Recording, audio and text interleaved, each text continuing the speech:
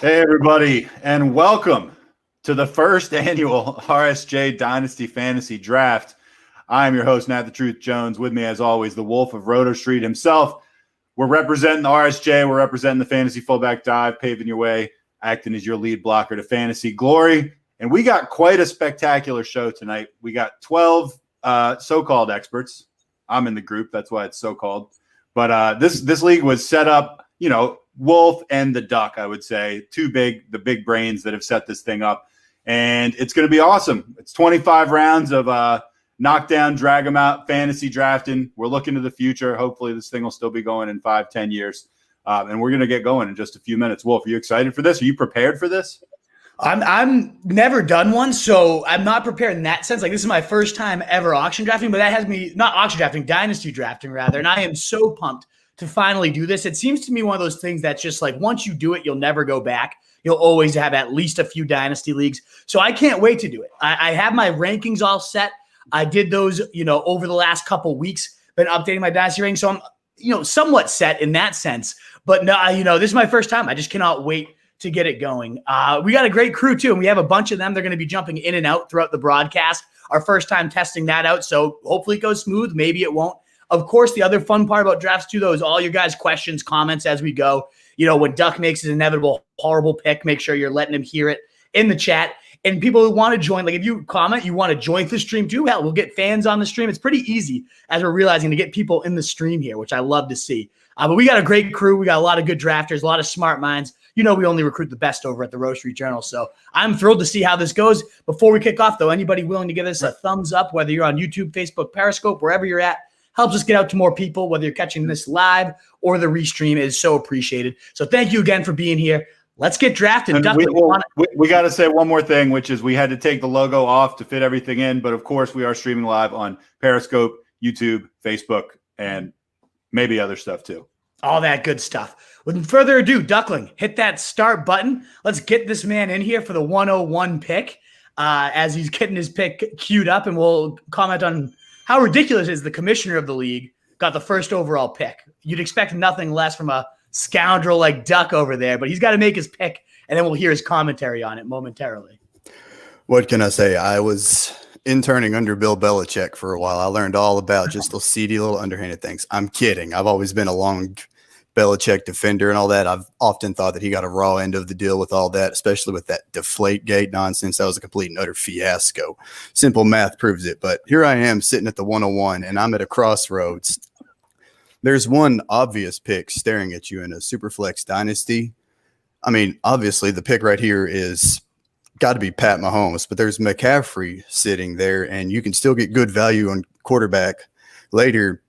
But with this particular draft, we have that pesky third round reversal, and that's really what's making me so hesitant right now. If I pick Mahomes and I manage to get a good running back, I'm not getting another pick until 312 after 212 instead of picking at 212 and 301. So that's really making me think through everything. But at the end of the day, I have to think about the gunslinger with arguably the highest passing touchdown upside, one of the brightest futures we've ever seen at the quarterback position in a Superflex. I have to lock in Patrick Mahomes.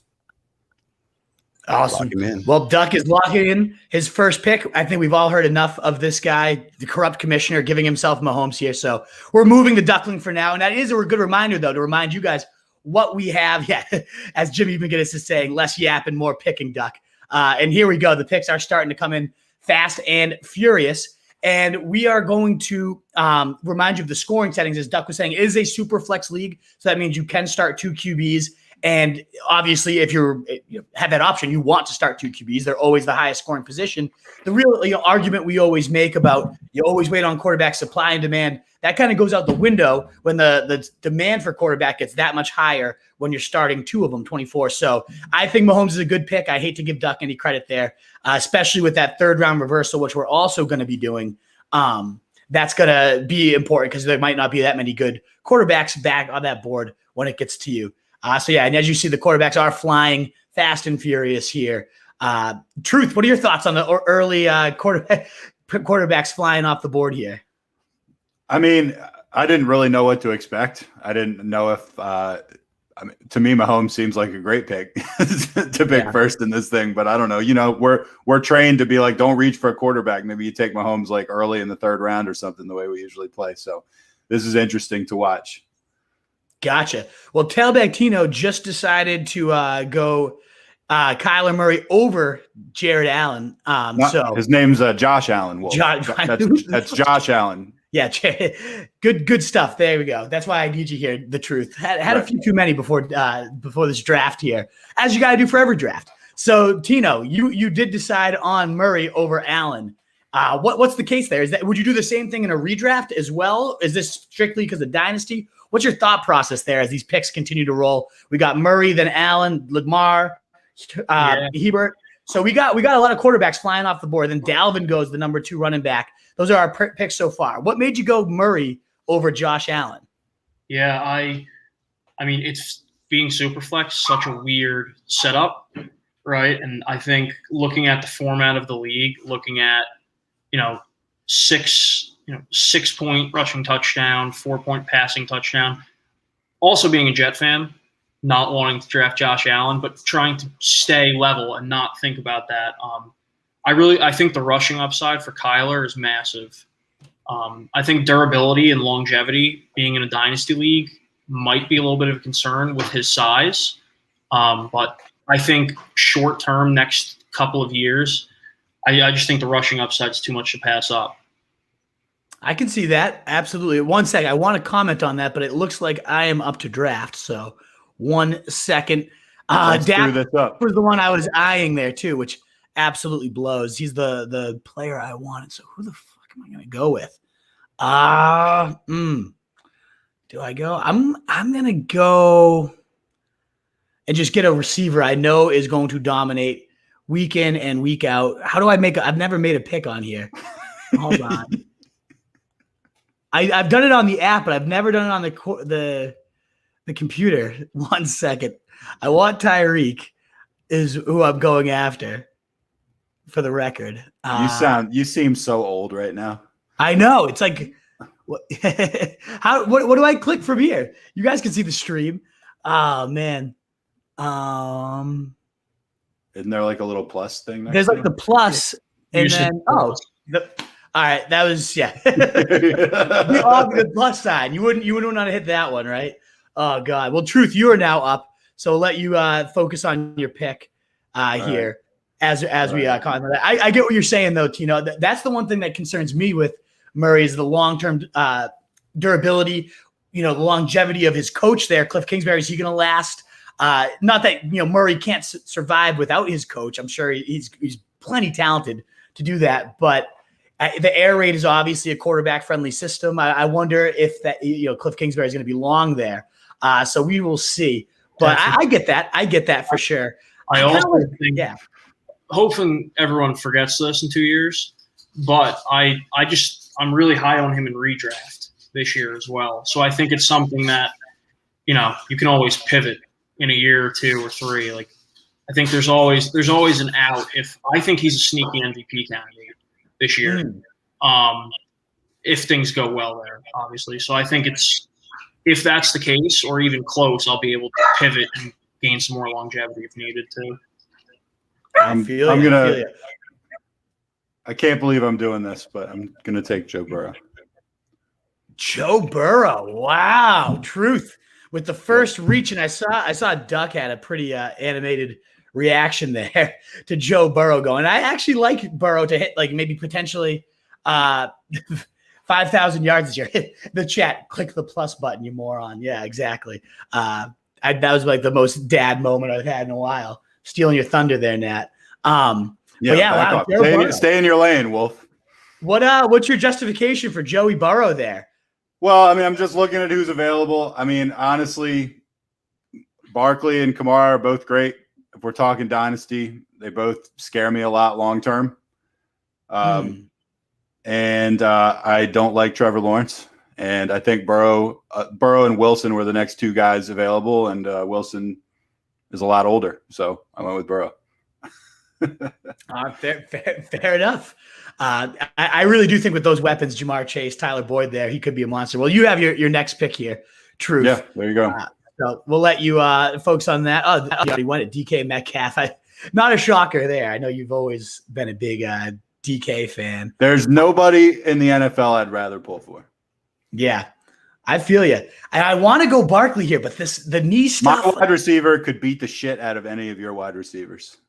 Yeah, that is a tough argument to make myself. Hold on one sec. Where's the there it is. Okay, here's the draft. I apologize for the delay on my own picks. Barkley is the highest on my board right now, but his injury histories make me a little nervous. Enjoy the 6 games you're going to get from him in this 10-year dynasty league.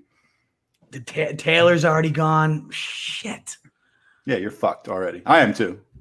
Yeah, I'm fucked. I'm gonna go Barkley though. He is so damn good. Like I just think at the end of the day, I clicked the plus button. This is too big of a value for him. I'm pissed Dak didn't follow me. Jay Barrett, Steeler fan, snagging it right there. Jack's, brutal pick. But let's see what Emery. We got these guys went running backs early. Papa Tunes and Emery El Padrino over here. Let's see how they follow up the running back picks. But as you guys can see, just to kind of recap, we in the first 5 had 4 out of the top 5 as quarterbacks: Mahomes, then McCaffrey, Murray, Allen, Jackson, Herbert. Then we got Dalvin, Taylor, the next 2 running backs, Prescott, who I again think that was a free fall. I think that's a steal over there at 119. I was hoping from at 110. Burrow, potentially the reach of the draft already. I don't know if anybody, the RSJ crew, has a comment on it they want to go in. Zeno's going heavy running backs, Henry and Kamara. I've seen a lot of hate for Henry in dynasty leagues because of the workload, because his age getting up there a bit. I don't personally buy that myself. I think he's just like, if there's ever going to be an outlier at the running back position that you can feed 1,000 times, probably going to be Derrick Henry. Like, it doesn't get any better than that. So I think he's still got at least 4 or 5 more years in him, but a lot of people might nitpick that one. So you question the Burrow pick, even though you think he might throw for 5,000 yards this year?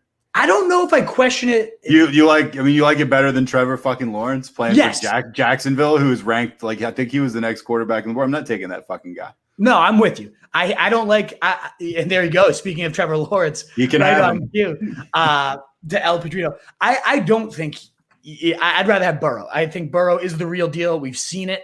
I think with those weapons, like, he's going to be the next massive thing. I wonder if you could have got him the next round or maybe even a round later, but probably not. Oh, no way. He was going to – there's no way I would have gotten him around later. Or I could have gotten him maybe at the turn, the second round, but I definitely – he wouldn't have been there in the third round. That's like, 20 more picks or something. Let's see where I have him ranked on my big board. A lot lower than that, but I think that's on the non-Superflex one, so I do need to bump him up quite a bit there. I don't know. I might have considered Russell Wilson, but I considered him. I didn't know how I felt about I knew I was taking DK in the second round, and I didn't know if I wanted to go all in Seahawks just like that, even though it would have been a fun stack. Yeah.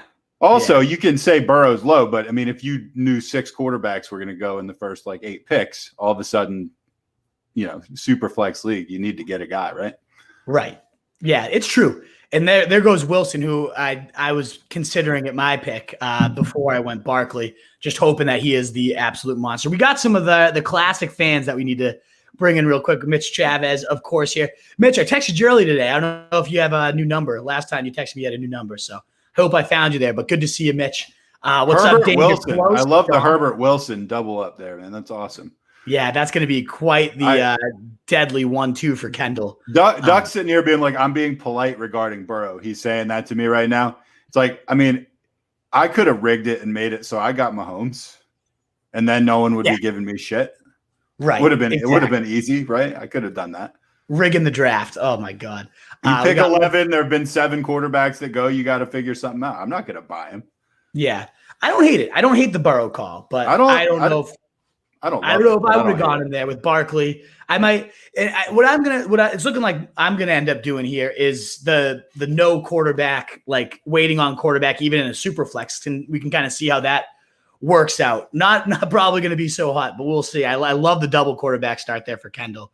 And I love Zeno's his double running back, and also Papa Tunes' double running back. Yeah, we'll see how those squad. It's going to be very interesting, and I know a lot of us So a few of the guys in this draft have done Dynasty, have done Superflex, so they have a little bit more experience with this type of format.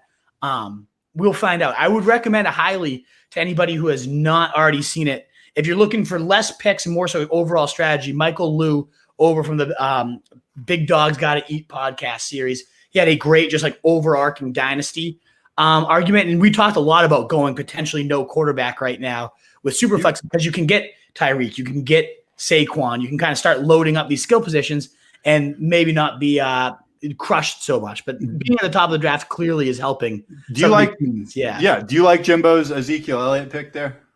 I love Zeke. I think he's a little bit on the. Do you love him just because of that picture that you guys have been passing around and doing a circle jerk to, or do you love him actually as a fantasy player?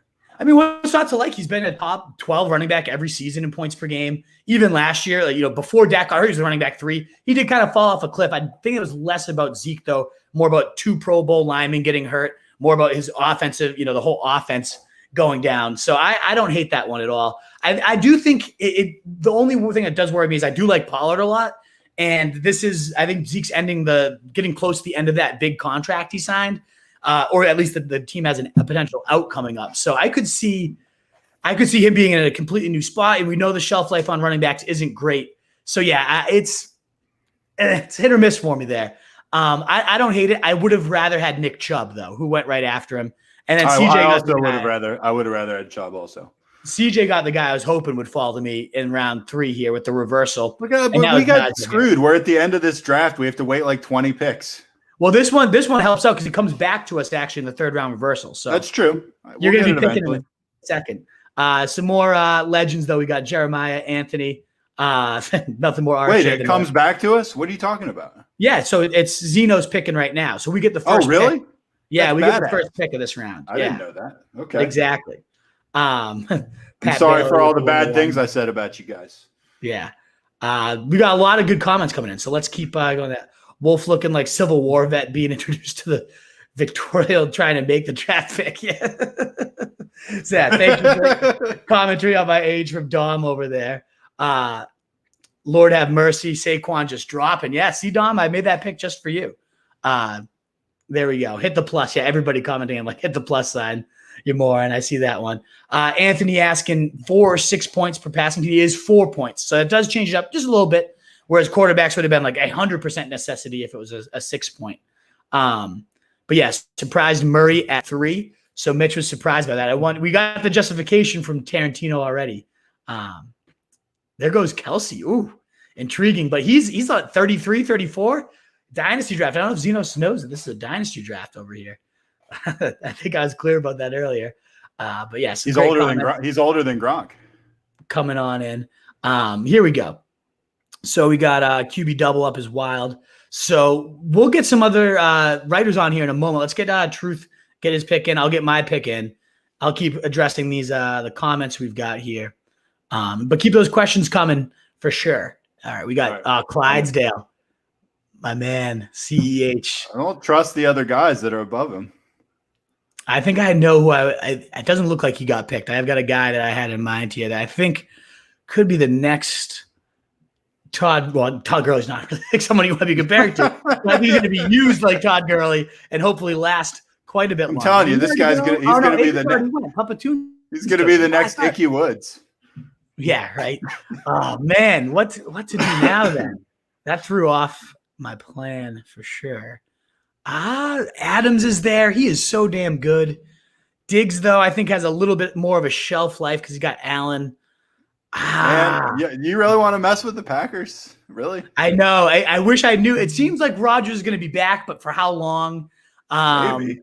And I like Swift, but I don't love Swift. Like I'm still. Yeah, you're listing all the reasons that I ended up picking Clyde. I'm going to go Diggs. Just get these Hill, Diggs, Barkley. I mean, my quarterback situation could be hideous, but those guys are going to put up absolute points. Jackson, zero hesitation there, getting DeAndre Swift. A lot of people have them in like their top 15 overall, so that could end up being a steal for sure. But we will see. All right, so we got our picks made. Let's get some more writers in here. They can talk about who they like so far. Where's CJ at? CJ is commenting on YouTube, but maybe he'll join us on the stream as well. Jimbo as well. Who knows? But let me see who's calling for it in the prep. You want him? Come buy him. Now I have to make a hard choice. Yeah, Najee was tough. Oh, there's Tunes joining us. So let's we got Emery making his pick here. So once he makes his pick, I'll pull him in and have him comment so far. What's his? When I bring you guys in, think about what your favorite pick is so far, your least favorite. If there's any trash talk you want to do, like hard decisions you've had to make so far. So our listeners can kind of, if they were drafting from the spot, what maybe some things they were thinking of as it got to you. What do you think? What do you think about my Clyde pick? I like the Clyde pick. I am still very high on Clyde. I think a lot of people, after year one are bailing out already. I think he could be the next, monster for Andy Reid. We saw Brian Westbrook for his career just dominating. Jamal Charles had those monster seasons. I don't think that is without, that's out of the realm of possibility at this point. So let me tell you something that I've got through the first 3 rounds, Wolf. What do you got? I got a young team. I got a team that's primed for dynasty.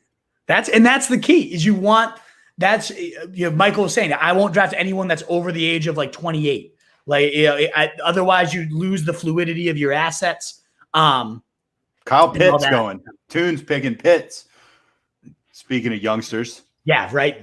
Just going all in on Pitts. I'm intrigued to know if he would have gone Pitts over Kittle in that point at that point. Because Kittle's still pretty young, but he's had his injuries. How young is Kittle?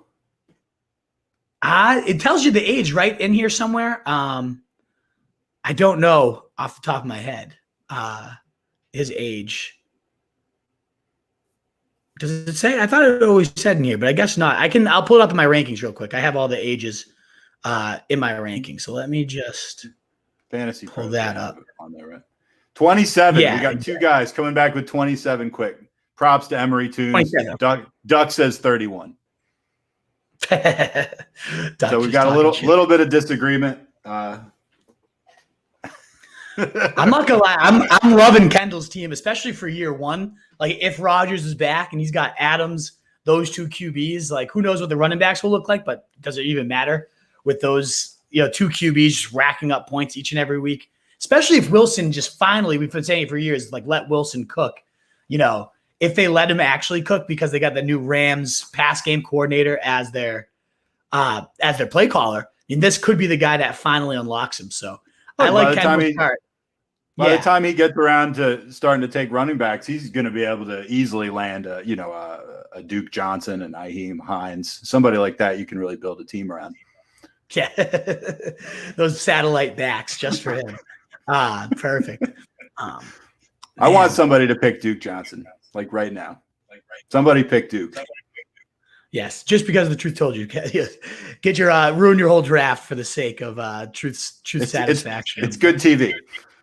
Right. Oh man, I have no idea what my draft's gonna end up looking like, but I don't know if I'm gonna like it. I love the Eckler there. Wow, Chubb.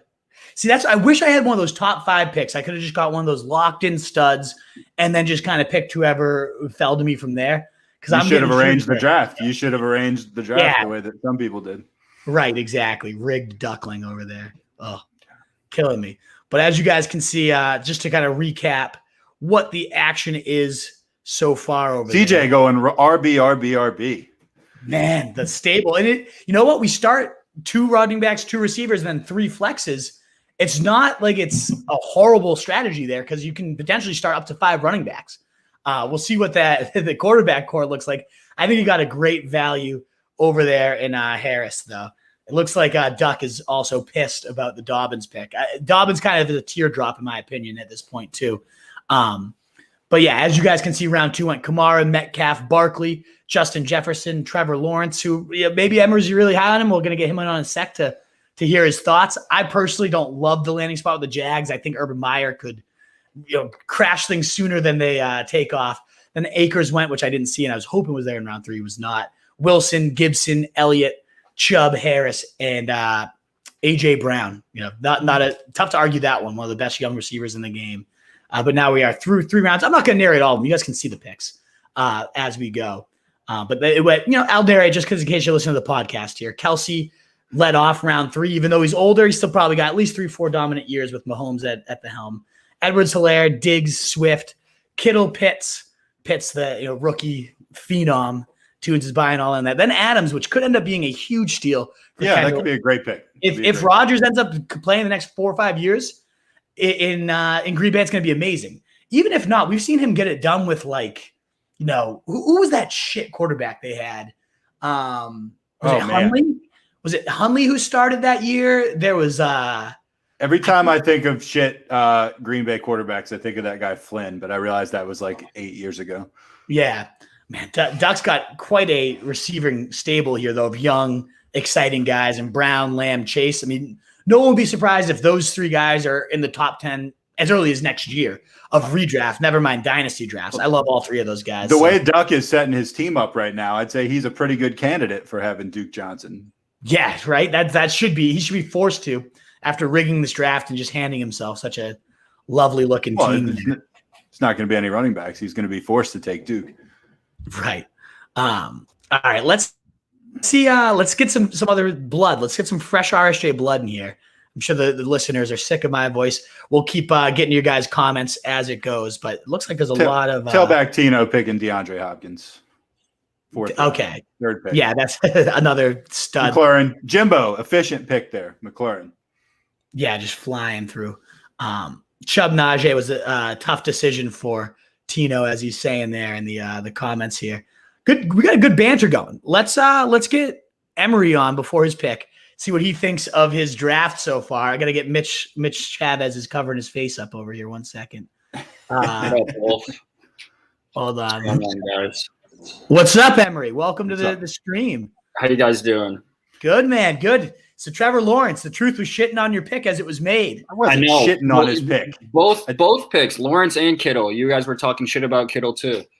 I like the Taylor pick for whatever it's worth. All right, I appreciate that. Yeah, your pick's coming up. But what are your thoughts so far on your draft?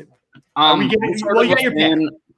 a fan of Trevor Lawrence in the fact that he's gonna just be on offense the whole time. That defense is not very good. All right, I'm up here. 1 sec. That's a decent point. Yeah. Hold on here.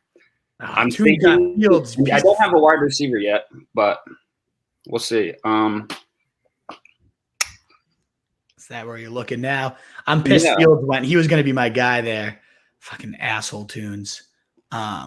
He's my rookie 101 in quarterbacks. I think Fields is the guy over Lawrence myself. So I think that's an absolute steal there for Tunes. I was really eyeballing Aaron Jones at this pick. I was unhappy he just went. Kendall's oh man. Kendall's just racking it up over there.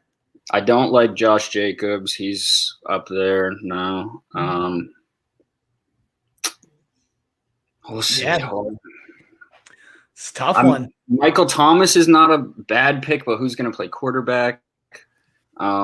If you had said 2 years ago, I'm doing a dynasty draft, Mike Thomas is going to be there late in the 4th round. Yeah, I would. Everybody would have said you were crazy.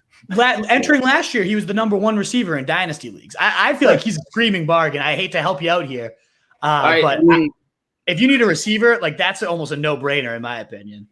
Well, if it's a Wolf no-brainer, then please, I'll trust the guy. Oh yeah. Oh man, there he goes. You talk about Wolf no-brainers. Let me tell you a story about a guy named Martavis Bryant. Oh please! I never called him a no-brainer. Oh, good. You love that guy. Of course, he was 6'5", ran like a 4.3. Come on. Let's talk about Cordero Patterson. I love freak athletes. What can I say? Thomas is not a freak athlete, though. I mean, he is a freak, but he's a pass catcher, right? I feel like he's liked a few tweets of ours, though. He has. He's an RSJ guy. I love that about him. All right, then I redact saying that it was a funky pick. Then I redact. No, that's a great pick to balance out your squad. I think that's a great value. I'm surprised that Hopkins I can see, but McLaurin, I love Terry. I think Jimbo might be a little kind of, I don't know what, maybe he's not joining the live stream for a reason over there, a little high, a little drunk. I don't know what that is, Jimbo. I like McLaurin a lot, but that's kind of, I don't know. If I had the pick between McLaurin or Thomas at that spot, I probably would have taken Terry. Really? I think so, yeah. I probably would have. The quarterback situation is tough because I mean, it's the same with Thomas though. Nobody knows who's going to throw him the ball. I mean, Fitzpatrick won't last very long in Washington, but that being said, people were saying that 8 years ago about Fitzpatrick not lasting long in the league. And yeah, and I mean, we've seen him get it done with absolute garbage. So, Fitzpatrick's the best quarterback he's ever had. So, if they eventually get a franchise signal caller in there and he remains that true alpha, I think he's really, really good. I mean, I'm higher on McLaurin by like 10 spots in redraft this year. I think the guy's a stud. But in terms of longer term leagues, I would have probably gone Michael Thomas. If he becomes anything close to what Michael Thomas has done for the majority of his career, he had a down year because he was hurt last year. Like, other than that, Michael Thomas has been just lights out every single year. I would take that consistency, that steadiness. Yeah, I mean, he's 28 too. He's got 2, 3, 4 years of prime number one receiver left in his tank. So it's good. Yeah. I'm excited for it. Nice. It's my pick now. We got Godwin off the table. I'm excited. This guy fell to me, Trey Lance. I think he could be the next Lamar Jackson. I might not be able to start him right in the beginning of the year. I'll have to get some sort of bridge, speaking of Ryan Fitzpatrick, eventually. But long-term down the road, I could see Lance being a guy that's going up here with the Murrays, the Allens, the Jacksons. I would have loved to have my first quarterback before getting him, but you know, I can wait on that. The Tunes really got the guy I wanted, and that was Justin Fields. Because I think all this Dalton talk is nonsense. I think he's going to start from day one, and it's just going to be a stud up here with these guys as well from day one. But I think Lance also has that upside. It's going to be tough anchoring. I might need a Tom Brady a little bit later to kind of bridge me over to Trey Lance in the future seasons. We will see. But let's see how Truth screws up his draft here. Emery, what's your least favorite and your favorite pick so far, whether it's your draft or anybody else's? Is there anything that's sticking out to you? Yeah. My least favorite, I didn't like the Swift pick. I'm not a huge DeAndre Swift fan. I was thinking, so my favorite would be that Calvin Ridley pick by Jimbo. It was either Kittle or Ridley, and I figured that I wanted to lock down a tougher position to have like a stud at. So I went with Kittle, but Ridley was between those two. I think Ridley's going to be a monster. Yeah. He already is a monster. He's going to just continue to be, only a fantasy like top 3 receiver guy. Yeah, I can see that for sure. I love that Ridley pick too. I think that was a huge value. Like, Metcalf, Jefferson, I think he's in that same tier. You just got him, a round later, which is great value. Yeah, I'm with you. I like that one. Oh God. Sweet. I hate this Truth. pick. Yeah, who's coming up for you? And let's see all right, who else is going off in the chat? Oh, it looks like CJ is here with a thick beard and even thicker beard right next to him. Tunes is Tunes. Over here. So we got a lot of people coming in. Well, Emery, we're going to pull in somebody else. If any other picks spike your ire over there, get us send a message and we'll get you back on. But thanks for joining us. Good to chat. Absolutely. All righty. So let's get Truth and me will make our picks here, and then we'll get whatever unlucky person up here. Oh, Kendall's guessing Kaiser. Was it Kaiser he was playing with that year? Could have been. If you're guessing about what garbage quarterback, I feel like it was Hunley, but it might have been somebody else. I can't remember who the quarterback was. Either way, he's proven to be quarterback proof in his past. Not obviously the level that we saw last year with Rodgers playing. All right, now where am I going to go? I really think Javonte Williams is the I thought about future. It was between him and whoever you did go. I was probably going to go the other one, Truth. 2 potential workhorses. I think Williams has the bigger upside to be that workhorse, just a tackle churning machine. But he has that versatility, could be playing that early, like Percy Harvin, Curtis Samuel, Urban Meyer slot, move all over the place role. You don't draft a round 1 running back after what James Robinson did. And I love James Robinson. I thought he was going to be a stud. You don't draft Etienne though, just to kind of sit him on the bench behind Robinson. So I like that pick. I mean, I took him a little bit, Emery, even though I trashed his Trevor Lawrence pick. I mean, he was like, they're going to be on offense all the time. That's a compelling case maybe for this guy. So yeah, I don't know. And Jackson just made a pick that I think could end up going down as one of the steals of all dynasty drafts right now. Or could go down as being like the biggest waste of a pick that's ever happened.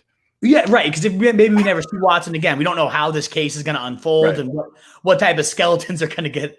Worth a gamble in the 5th, probably, though. For the 5th, right? Because if nothing had happened, where is Watson going? Probably he would have been in between Herbert and Jackson, right? Mid-first round. Overall. Right, exactly. So that could end up in a Superflex league being an absolute steal. I was considering him too, but with Trey Lance as my number 1, like then Watson, I couldn't keep adding to my roster things that are just people that aren't going to produce at all. But my team is looking more like especially if Barkley is hurt to start the year. This isn't looking like a day one hitting the ground running. I think this could be a dangerous team in a few years, but this is right. By the time you're middle-aged, you're going to be a real force. Right. Exactly. When everybody's quit on the league by then. No, that's why I love that we're doing it with RSJ guys too, like people that we work with, because it's going to be competitive like every single year. People are going to stay committed to it. Because if you're writing for us, you love and breathe this stuff. So, oh man. So yeah, let's get somebody else on and hear about their favorite picks. Who just recently Jackson's driving from afar, so we can't call him. Doug says Case won't be heard until 2022. They can't put him on the exempt list for a full year, especially if he's exonerated. Watson would have the lawsuit of all lawsuits. Yeah. I don't know.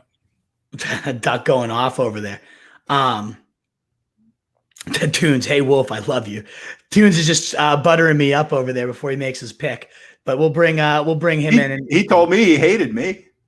We got a lot of comments too that they like Terry over MT as well.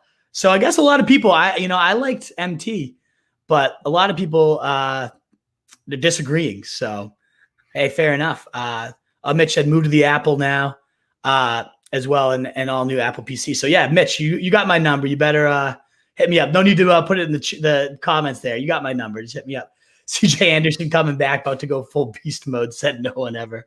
Nice. And then Austin, love to see it. I forgot that guy was even a thing. Yeah, no, so Frank, he won me a league one year. Yeah, remember that down the stretch he had that crazy run. Yeah, I picked him up off waivers in like week 13 or something.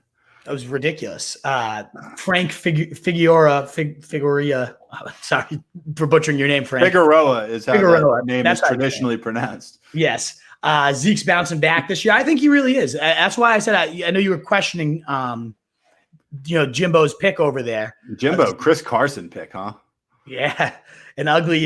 He just likes the bruisers, the Ridleys, the Elliots, like the big thick boys. Pounding over there. The Josh Allens, that's a bruiser. Josh Allen's a bruiser. Yeah, I'm 100%. Or as the Wolf would call him, Jared Allen. Yeah. So a lot of people, Saquon's going to be 100% and will crush it. So they're playing some games. So yeah, maybe if that's the case, then I got an absolute steal with Barkley. Like there's an argument before the year started that he was the number 1 guy right alongside Christian. So that could end up being an absolute steal. Hawkinson, I'd have thought before Kelsey or Pitts. Who hasn't even gone yet. So Mitchell's potentially giving some people some ammunition here at the tight end position. We will see. I got to move the draft board down. Scroll the screen, Wolf. Come on. I will scroll the screen. Hold on one sec. Let me pull that back up. All right, get this out of here. So we got Jacobs going for Duck, which, a top 10 guy last year. I'm just not into Jacobs myself at all. I'm not a believer. No passing game work, like was fed 280 touches and still didn't do that much. But let's pull in Tunes. Our first fan invite to the Dynasty League over here is now joining the live stream, become a big part of the RSJ squad. Originally as a fan though. Tunes, welcome to the show. How's it going, brother? How we doing, boys? What's up, man? Doing pretty good. Good. The beard is looking nice and grizzly. Love to see it. Oh, yeah. Nice. Working on it. So what are your thoughts on your squad so far, Tunes? You went running back heavy earlier, Cook, Akers. You snagged Pitts. As I've said already, I think Fields might be the pick of the draft. I love that one. And Evans, you're not bad getting a wide receiver 1 that late.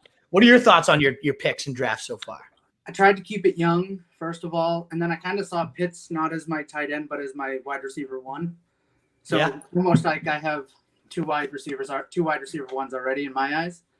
But I'm getting nervous on what's coming back. And the reason I was saying I love you I love you, Wolf, is because every one of my picks you kept going, that's the one you wanted. And I hate you, Truth, because you're taking the ones that I wanted next. Oh, man. That's sniped by the Truth. That's fair. Oh, and what do you know? Hawkinson goes right after Mitch puts it up on screen. Duck can't think for himself. He rigs draft. He gets advice, splattered on the screen from fans, super fans, admittedly, but still. Come on, Duck. Duck, do you have any response to the Truth's allegation? Oh, hush, Truth. Oh, my God. I didn't know the Duck was here. I wouldn't have. Oh, hush.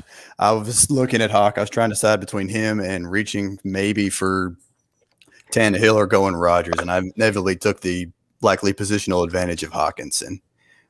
Well, that all sounds good after the fact, Duck. Indeed. I mean, I'm reading the screen. I can't think for myself. I have a cat running around like mad, so I have to have all the help I can get. They're putting the lasers on your pick for you. Yeah. Speaking of it, I'm about to have to start changing everybody's picks to rig my team even more. I'm not liking where this is going. I know this is a good draft. There's been very few missteps. There's very few picks I'm looking at like, oh, that was a mistake. I feel like I love Andrews over Hawkinson myself, though. That's one that I don't know if I love from Tailback Tino, who's making his pick right here. I thought that you were trying to – I don't think there have been many missteps either. I feel like when I picked Burrow, you tried to create all this controversy about, I don't know, it's reach. And nobody was biting. Yeah. Everybody knew it was a sound pick. I don't know if anybody here is agreeing with you. I haven't heard anyone. I haven't heard anyone really disagree. Yeah. Well, Tunes, who's your favorite and least favorite pick so far? So I love to get everybody in there. Jimbo. I was gonna take T. Higgins. What the hell, man? Okay.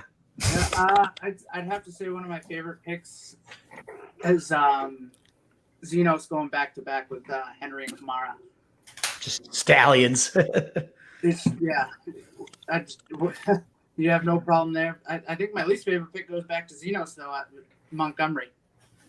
Ooh, I love that pick. We've had some fun with Montgomery over the years. Yeah, it's he's a polarizing guy. I actually sneakily was hoping he'd fall to me, but he was so volume driven and schedule driven at the end of last year. But it also did look like a switch went off that he just was a different player at the same time too. So it's which one was it? Is he a different player? Is he ready to be the horse they're talking about? 20 carries a game. But at the same time, he's Cohen's going to be back. Oh, maybe we'll see with the knee. I don't know. It's tricky. Duck, you said you loved it. Toon says he hates it. Why do you like it, Duck? It's all mentality. All last year, all we heard was David Montgomery was dancing around the line of scrimmage. He wasn't taking the cuts. He wasn't hitting the holes. He wasn't making the reads. And it carried over a little bit into the next year. And as soon as that idiot Nagy lost his play calling duties, suddenly the blocking schemes simplified. David Montgomery was a decisive downhill runner. I don't think he has RB4 back in him, but I think, especially where you're getting him, I think you're getting more than enough value there. Right now I'm getting him right around RB 13, 14 in my rankings. I love it. I feel you. Okay. Interesting. Tune, do you have any rebuttals? My thought is if they're trying to get Justin Fields going, are they going to hand the ball off that much? Or are they going to get the ball in his hands more often? If Fields is back there in the backfield, they're not going to be stacking boxes. They already are going to have trouble with that with Robinson. If Mooney is anything like what he projects to be, Montgomery's going to be running against like 6-7-man boxes. I mean, I like him as a steal. There's a strong correlation with mobile quarterbacks and efficiency with running backs. His red zone work is probably going to be hampered a little bit. His upside might be capped, but he's going to have a great floor still, I think. I think he's a great value. Intriguing. Get both sides of it. Yeah. I do lean to Fields helping out Montgomery more than he hurts. I think he gets them in the red zone more often, so more touchdowns could potentially be there. I'm getting Duck out of here because his voice is annoying me. But, Tunes, one last thing for you to address, and this is the kind of question I had, and it popped up with Fella. You went Pitts before Waller. Is that purely age, or what was driving that? Yeah, I'm looking years down the line. Mm-hmm. Also, pretty much age. I want to point out before you pick, Tunes, that Duke Johnson is available. Oh, okay, thank you. All right. Well, Tunes, we'll let you get on your pick. I didn't mean to ask you a question right in the middle of your pick. But I do want to bring in Kendall, because you just made a really interesting pick in Trey Sermon, who could be an absolute monster as like Shanahan's next just I like that pick. Out. Up until then, I thought he was having the best draft, and I don't know that this necessarily ruins that for me, but it is intriguing because it is a risky pick. Like third, fourth round running backs don't typically have these long careers that the hit rate's low on them. So you must be very high on him, and I'm not high on Trey Sermon, but it is definitely a risk with the shenanigans that play out. So that could be a make or break pick this early in the draft. So Ken, I'm bringing you in. First of all, what's going on, brother? Good to see you. What's going on? How you doing, guys? It's been a while since we've chatted. Good to see you, man. For sure. Good to see you too. Good to see you Absolutely. Too. I will say, as I was saying, I still think you're having the best drafts of everybody. I love the first 5 picks. I really can't find anything to complain about. Why don't you tell us what your thought process is through your draft so far, and then especially that Trey Sermon pick. What are you expecting from him? So I haven't done a Superflex league before, and I wanted to try and leave with 2 top 10 quarterbacks if possible. So that's why I went quarterback right away. And then Adams just kind of fell so far that I felt like I had to take him there. Is between Adams and Ridley. I went with Adams. And then I thought Aaron Jones also kind of slid pretty far. He has like top 10, RB1 potential, obviously. He is still 26, so I think he's got at least 2-3 more years left. And then to the Trey Sermon pick, I really wanted Ayuk or Higgins. They both went right before me. Yeah. And then I was looking at the running backs, and it was Hunt, James Robinson, Myles Gaskin, and I wasn't really sold on those guys. So I felt like there was a big break. If I didn't take my shot on Sermon there, I would have been left with like Mike Davis or Chase Edmonds as my RB3. So I just figured I'd take the shot on Sermon and just kind of see how it plays out. Yeah, I see it. I'd see that logic for sure. Yeah. If he ends up being that next great, I mean, we've seen Terrell Davis, like the Arian Fosters. If he's as good as they think he is, and they said they had to go out and get him, like they wanted him that bad. If he's that guy, then I mean, this team is going to be very, very tough to stop, especially unless Rodgers decides to not come back, and then you're in some trouble. Right from year one. I do have a lot of eggs in the Green Bay basket right now. Yeah, absolutely. So you must be banking on him coming back, yeah? Yeah, I am. I think he'll definitely be back at least for another year. And I think Adams, like you're talking about with Michael Thomas, they're just so elite that their quarterback doesn't really matter. Maybe they don't have, the wide receiver 1, 2, 3 potential without Rodgers, but I still think he'll be a wide receiver 1, if not high end 2. So I'm not really too concerned about him getting him there in the 3rd. And speaking of that guy, I'm loading him onto the roster, especially when I have Trey Lance. Like it's like that guy could be the absolute perfect. Having Rodgers right now, especially if everything just ends up being okay. Like he's got at least 4 or 5 more years. So me and your rosters are going to be kind of tied here at this point. I'm hoping he's back and ready to rip. I love the value there. Oh man, I thought Zeno picked Duke Johnson, but it's Deontay. That would have been a fantastic follow-up. So, before we have you go, Kendall, any picks that you loved and any picks that you hated that you want to shout out so far for any teams? So I liked the Nick Chubb pick a lot. I thought that he fell. I was surprised that you didn't take him before Barkley because I'm not necessarily sold on Barkley's injury. So I would have personally taken Chubb there if that was me. I don't think there's any picks that I really hate per se. I mean, David Montgomery is a good one, but I think I don't think he had to get a 3rd running back that early since he has the 2 studs there. But the running back depth is just so important that you can't really go wrong. So it'll be interesting to see how his quarterbacks play out with Wentz as his number 1 anchor there. That's going to be intriguing. I'm pumped this receiver fell to me right here. Chase Claypool, the production he had as a rookie, to get him in round 7 right now, I'll take that all day. Are you not worried about Ben Roethlisberger? Yeah, I mean, you maybe should be a little worried about. But they'll get a backup soon enough. They'll have something. I like Haskins. Yeah, Haskins, right. I don't think he got a fair cut. I'm not ready to put the fork in Haskins quite yet. I mean, don't you think the Steelers are just gonna crash and burn this year? Completely fall off the cliff? They could, but I think they got at least a year or 2 left. Really? We'll see. I think Claypool has many years left, no matter who else is there. I would have gone Claypool over Deontay at least. I see Zenos went Deontay there. I personally have Claypool higher in Dynasty. Just the youth, the upside there, but who knows? We'll find out. Jackson getting 3 quarterback. I guess with Watson there, he kind of needed to. Love the Sutton pick. That was kind of the other guy I was looking Claypool. I like Jackson's draft a lot. What he's done. We'll see what the running back position looks like. Any other picks before we let you go, Kendall, that you want to shout out, or you've got the Ayuk pick, because that's who I wanted right before me. Yeah, I really like the Ayuk pick. I think he's just starting with Trey Lance and Shanahan, just knowing how to get his studs involved in the offense. I think Ayuk will be a beast. Absolutely, yeah. I'm pissed at Tannehill. I think the Tannehill pick. Tunes has made a lot of good picks in this draft. I'm impressed with the fan base coming through. Awesome, Kendall. Well, obviously hit the chat if there's anything you want us to bring you back on for. All right, we'll do. Yeah, man. Awesome. Thanks for coming by. Of course. All righty. So what'd you think of my picks around the corner, Mayfield and Noah Fant? I didn't really like either, to be honest, truth. Really? I'm not completely sold on Mayfield. I think he could. Oh God, I'm not completely sold on him. I hope you're not taking that from this pick. No, but I think his highest ceiling is that he remains the starter, and it's a run heavy, just like, let's run the ball 30 times a game, and he'll be efficient and decent in real life. I don't see him ever really having a big fantasy ceiling, whether this year or the rest of his career. And I don't know if the team is 100% sold on him either. So maybe his career is not going to be that long.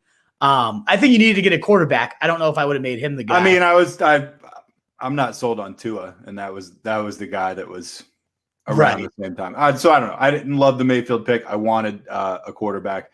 I really like the Font pick though. Yeah, he's such a young, talented guy.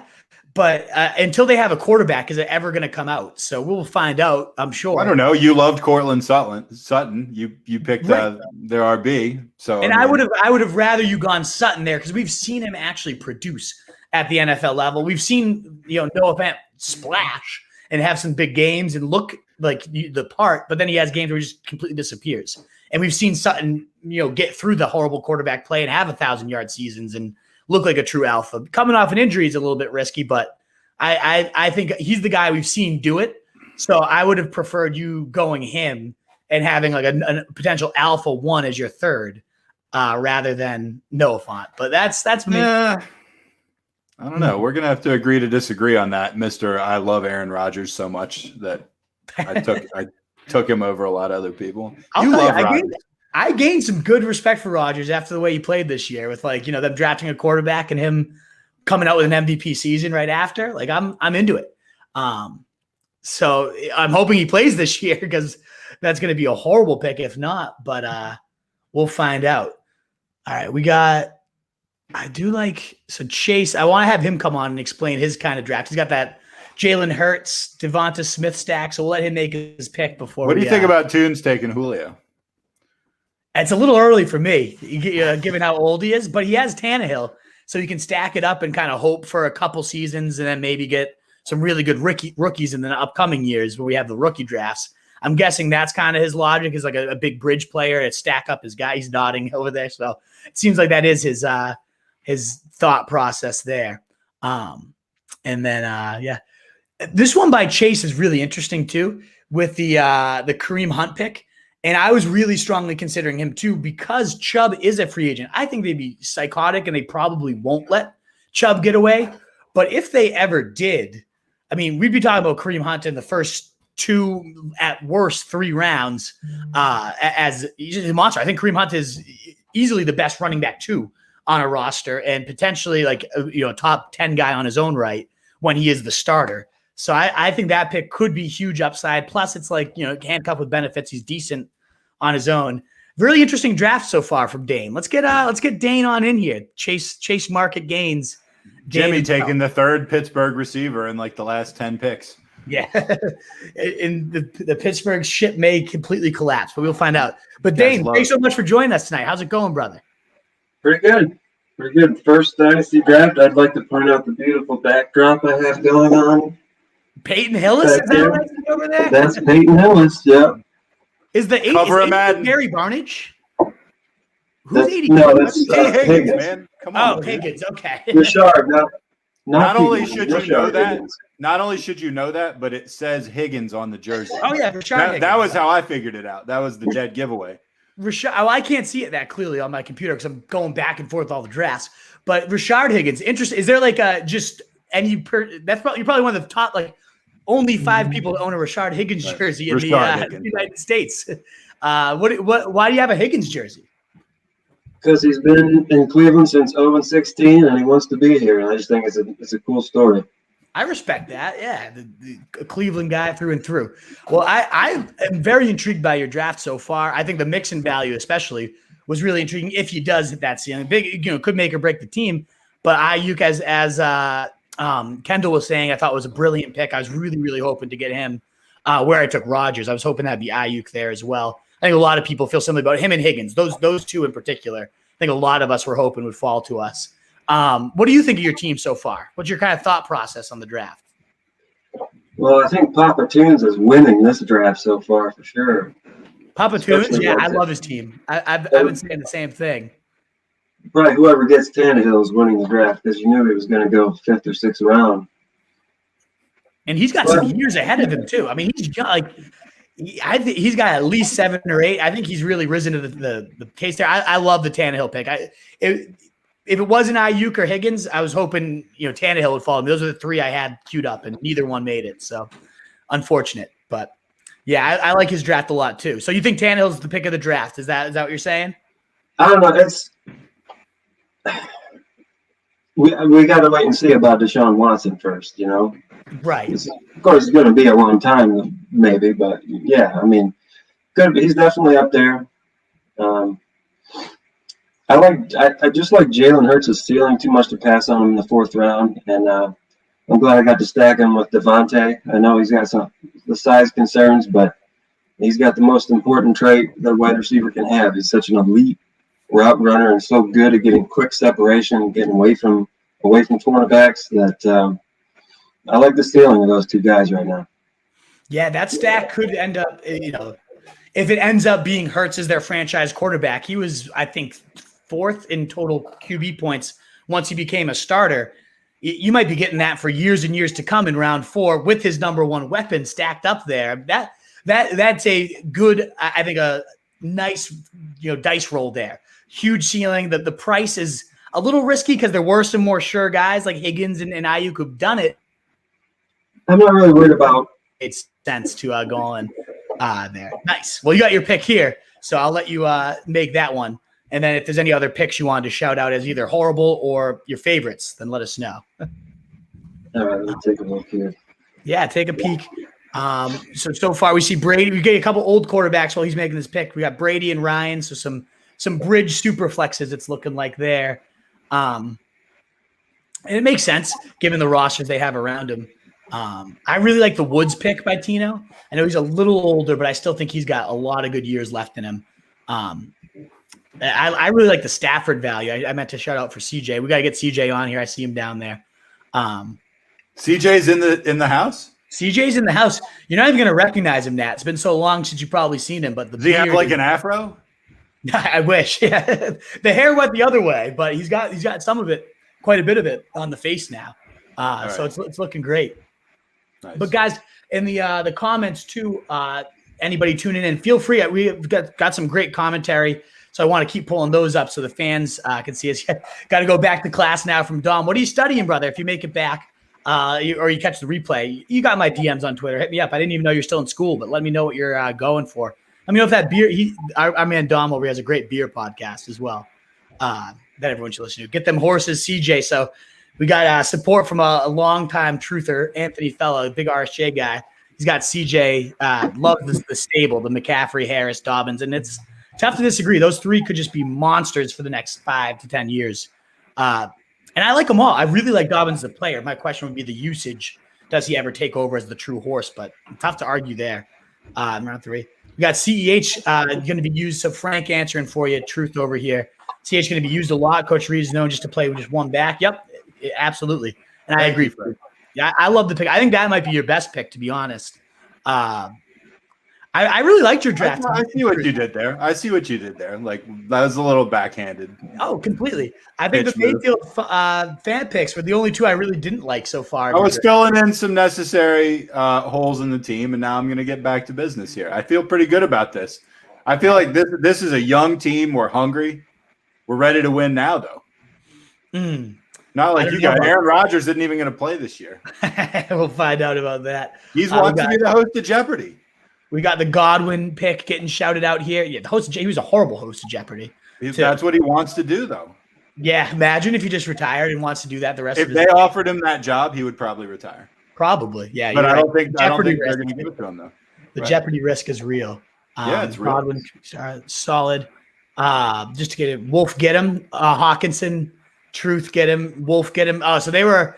Yeah, he fell for a while. I thought Hawkinson was.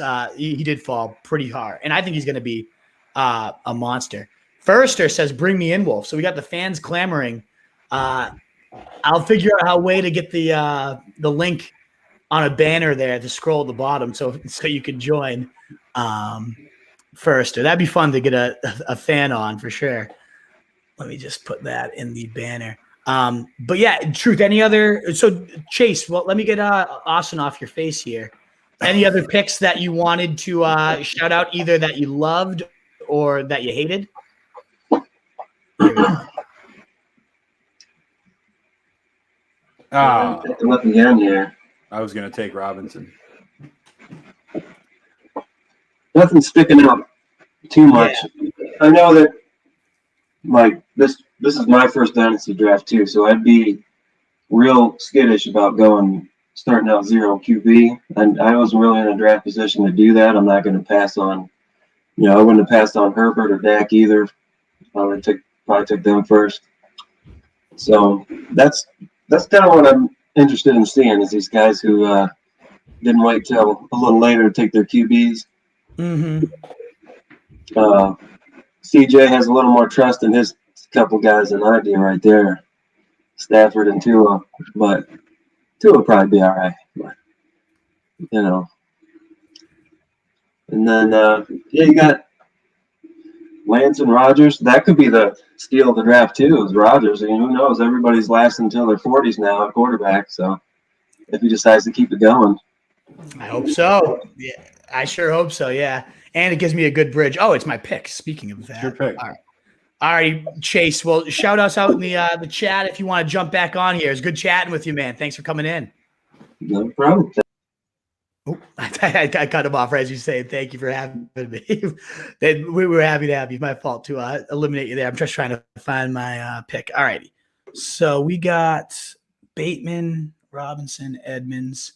All righty. I'm not a Shark fan. Thielen's too old for me. I don't hate Kirk Cousins. I don't at all. Oh, you got to get the Cousins-Rodgers stack going. Oh, yeah, I am. That's what I'm doing. Just, again, to bridge me to Trey Lance. I need two dependable quarterbacks, and if Rodgers and Kirk Cousins are playing, that's going to give me a nice 1-2 punch right to start the year. So, yes, Kirk Cousins, my favorite, Truth. Absolutely. All right. Oh, man. There's a few other quarterbacks I kind of wish I went instead, but I'm going Sam Darnold. I like Darnold. I just saw his name and I was kind of wishing I went him. I think that makes up for your Mayfield pick. I'm covered. It's insurance. Yes. I see. I'll say this about Sam Darnold though. I don't know if he is or not. You know how some people just look really dumb? He just has a dumb face. He just kind of looks like he's really dumb. Yeah. I can't argue with you there. That's the type of insight that you're going to get when I'm on the show. Yeah, very hard hitting analysis. Right. He's got a dumb face. Oh man. Oh, it's the truth though. All right. I'm going to go a little outside the box here. Let's see what you do.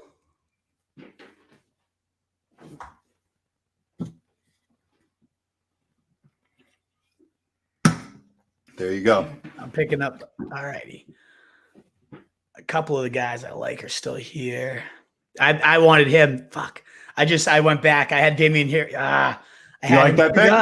I love that pick. I do like that pick. I'm going to go. If we were drafting, how we were saying, if this was 2 years ago, Michael Thomas would have been number one. Well, this is 2-3 years ago. Odell Beckham would have been. Oh, I know. Look, you're taking an entire team of has-beens right now, so you might as well just keep going. Look, you're like picking all these old, Kirk Cousins, Aaron Rodgers, ODB, like man, I'll tell you what, 2016, man. At this stage of the draft, I don't think anything is wrong with taking an Odell Beckham. I mean, he was an absolute. Again, 2 years ago, you were taking him top 5 probably. Top 5 receiver. I think that. So just to correct you on that, I would not have. You've always hated Odell. I know that. Right. You recall the Truth's Tyreek Hill over Odell Beckham rant, which I got smeared on Twitter or on YouTube for. The people hated you. And you were dead right too. I was dead right. And Jimmy was all up. Oh, ODB. Yeah. Like that. Jimbo's not even here to defend himself. Well, we will He's here taking guys that I wanted to take, and also Chris Carson. We'll bring in the new owner of an Afro, Mr. Christopher Jason. Oh, look, he's in the witness protection. Hiding out in like the dark prison over there. Oh shit! I didn't know that my lights were that. 1 sec. I think CJ's been watching a little bit of that could not make him look sketchier. Right, exactly. What else do you think he's got queued up in the background of his of this draft? But a little bit of pregnancy, the little corner window. Yeah. I thought about Ronald Jones. Somebody just snapped up Ronald Jones.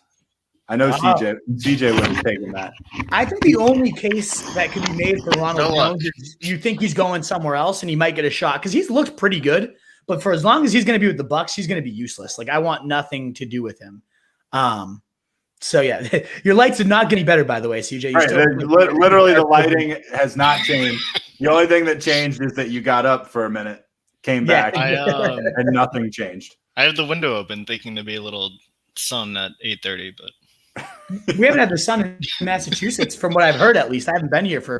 Has it been raining like thunderstorms every day for you guys? I mean, it hasn't stopped raining since like June. Okay. Well, for us, it's been like a week. I wouldn't say June, but we had this little like brook in our backyard that when we moved here was just kind of rocks. And it's like a raging like class 4 rapids river now, just going right through our backyard. It's nice. Oh man, sounds lovely. But CJ, you took the complete build a stable approach early. Then you got Waller, which I think is one of the best picks of the draft so far. I love that value. I don't think he should have gone after Pitts. As much as I love Toons' draft, I think getting the guaranteed next 4 or 5 years of Waller, Pitts might be him, but who knows? But I love those first few picks. I think Cooper's also younger than people realize, and then you got Stafford, a nice value too. So your squad's looking solid. I hate to give you much credit, but this is looking good. What are your thoughts on the squad so far and your approach and what you've done? Yeah, I mean, I've never done a Superflex before, and but I don't know. I love that CMC fell into my lap at 2. I know you're supposed to go QB there. I think, oh no, you can't pass it up at 2. And then I was surprised with Chase picking Gibson above the Zeke Chubb Najee run. What were your thoughts on that? Obviously, we love him as a player, but how Chase went Gibson right before that, like those 3 running backs went. It's really interesting one, right? Like, Truth, are you trying to emulate CJ? Wait, hold on. Yeah. Oh man, I'm with you. Like, it's could be risky. Right. I opened the window. Yeah, they opened the window. I opened the window. Over there. I think that's a good one to call attention to, though, because Gibson, the ceiling is they use him like Christian McCaffrey, like it's Scott Turner's new weapon and toy. All the talk has been at camp that he's been moving all over the place. He's night and day as a runner, and he already had a good running back season. I think he was like over 5 yards a carry, 10 to 11 touchdowns. He had a great. That was one of our few really good hits last year, was being so high on him because he had a great year. So if he is truly hitting that next level, then Dan, like he could be the next McCaffrey. But taking him over, especially Chubb, I thought Chubb really fell. Like I think Chubb over Elliott, over Gibson, over Akers. He's going to lead the league in rushing more years, or at least be in the contention for it. I know he got hurt last year, but that guy's just built like a tank. Like I think that's going to be an outlier year. I think Chubb was the higher floor and similar ceiling pick. I think Gibson's pure ceiling, but a lot lower floor than an Elliott and probably even a Harris to me. I don't know. It's an interesting one though, because he has as much ceiling to be going top 5 next year, maybe even like a McCaffrey type of role. He's like the one guy that I think still has that McCaffrey style ceiling. Him and Edwards-Helaire, I think, both have those ceilings that haven't been truly explored yet. Sorry, you were making your pick there too. I didn't mean to distract you. Remember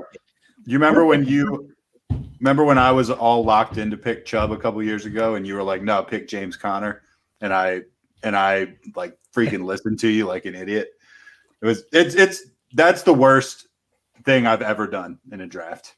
Yeah, Chubb over him. That's pretty brutal. And everybody, and the thing is, I was all about Chubb, and everybody told me, "No, man, you got to take James Conner," and including you. And I was like, "Well, if everybody and the Wolf says it, I got to do it." And I was just like, that was like, right after his first huge year, right? When it was like he's going to be the next great workhorse the next 5-6 years, right? Like I remember that. Yeah, but it was an example of I didn't believe it, but everybody else was like, "Yeah," and it made me a stronger fantasy player, but it was just like I couldn't take the peer pressure. Everybody told me I was wrong. Yeah, I get what you're saying, but that's the classic dying on someone else's sword and then blaming them for it rather than dying. Right, I blame myself. Absolutely.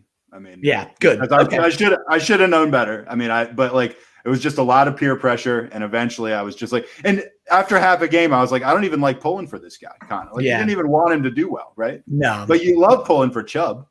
Yeah, he's just a stud. Locker room presence, just a beast. Brandon Ayuk's going to be very special wide receiver, so we got some love for Chase again on that pick. I think Ayuk was a great pick. I think Cam Higgins, just that class in general, I really like. I think Claypool is. That's why I took him where I did. But right when Sutton went the pick after me, I kind of wish I took Sutton over Claypool. We'll find out. But I do love that class, and I like this class of receivers too quite a bit. I like the Robbie Anderson pick from tailback Tino.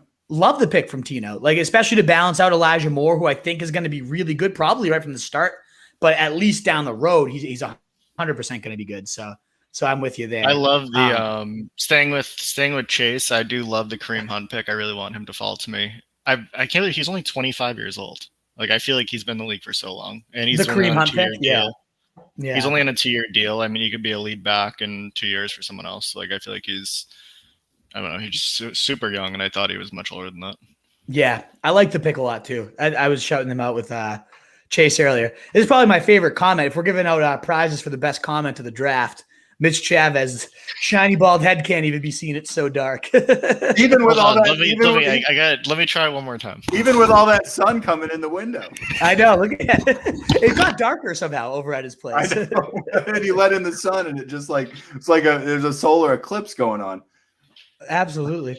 Well, now looking at these picks, I do think the Debo pick is also really intriguing. Where he went. I'm just gonna say. I want to comment on Jimbo's Hollywood Brown pick. You hate it? Or you love it? Yeah. Oh, I hate it. Yeah. He never going back. Never. There you go. Yeah. I'm not a big fan either. But I think it might have been CJ, you might have posted this the other day. Wasn't like Marquise Brown like the number 10 receiver for the last 5 weeks of the year or something like that? Like in points per game? I don't think that was me, but that's impossible. I forget who it was. Yeah, definitely. That wasn't me. I don't think I put that on Instagram. I think that was a less reputable source. Yeah, it something about his points. I mean, I would assume that it's like Barrett maybe because he was all over him last year. But. Yeah, just trying to justify it. Maybe Mitch. What's his name? I could definitely see Hollywood. Not Mitch Chavez. He's our boy. Mitch if Bateman becomes like a legitimate number one, I feel like Hollywood would be a great number two. I think Bateman actually helps Hollywood more than me too. Similar to what you're saying. Like he's had those big flashes, but he can't have the number one attention. Well, now he gets to play that role, get number two corners. I could see him having a very good one. Listen, I'm a guy who once upon a time loved Hollywood Brown. And who are some guys like Jay Ajayi, right? Once you get screwed enough times, you don't go back anymore. Yeah, I remember him. We got I had a lot of Hollywood in, by the way. Duck coming in hot. Love it, guys. Says Austin Furster. You got the approval of an RSJ legend there, Duck. I can't believe it. But yes, he came in hot and he liked it. We got our guy Anthony DiLorenzo, wrote the team names article among others last year. Is jealous he's not in. Salute to the RSJ gang. Would love to squeeze you in, Anthony, but I know you had work today and couldn't make it. But I'm glad you're here. Still tuning in. Let us know what you think. I know you're a Dynasty guy, so let us know what your thoughts are. I'm trying to leave the whole draft board up for everyone to see here.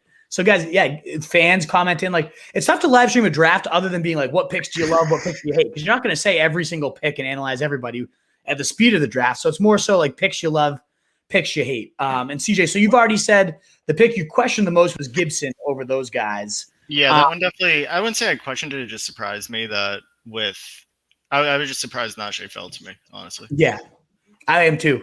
I thought for a second I might get him on the third round reversal, and I was stoked. But. How long is Will Fuller suspended for?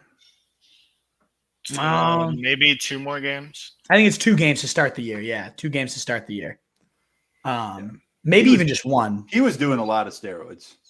He was. So we'll see. We got somebody commenting from the RSJ account. He went up to like 150 pounds or something. Is this CJ? Did you write this from the RSJ account while drafting? It might be Heggs. I'm thinking. CJ's been cutting down. You've been down here cutting down trees in Western Mass, and you didn't even come and say hi. That's like right where I am, dude. I've never cut down a tree in my life. Oh yeah, it was Heggs. The dash Heggs. I'm like, who the hell's CJ just writing about himself on the YouTube comments? He's referring to himself in the third person. I get my own burner on my own website. Yeah, blind. Nice face, CJ. The man's now got a beard after cutting those trees down. Yeah, exactly. Everybody's loving the beard. They love that they can see him. Irv Smith went, and I know that seems stupid, but he's young. He's coming out of Rudolph's shadow. He was the tight end I wanted, and fucking Emory took him even though he has Kittle. Prick. Kittle is either 27 or 31 years old, depending who on the RSJ team you believe. Yeah, I think he's 31. No, he's 27. A couple people said 27. Duck came in confident at 31. He's probably right. He's married to a doctor. That's true. Oh, who's the one that was just asking to join in? That's supposed to be not that way. It's supposed to be the ticker. So I wanted to put this in because there was a fan trying to join. To fans to ask questions live. There we go. So that's the link, Austin, whoever it was. I got to make my pick now. Yeah, you do. Hey, who's another guy that's been washed up for 4 or 5 years you could grab? Fuck off. I think Jamal Charles might be available. Odell has got some upside. Trade want me to drop that link in on our Facebook chat? Yeah, you might as well just put it like on a link on the I see you, Duck.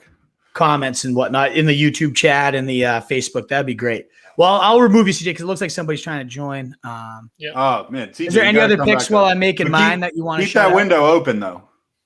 Yeah, that blinding light window. Blinded by the lights. I mean, everyone. Yeah, I mean, Tebow is still available.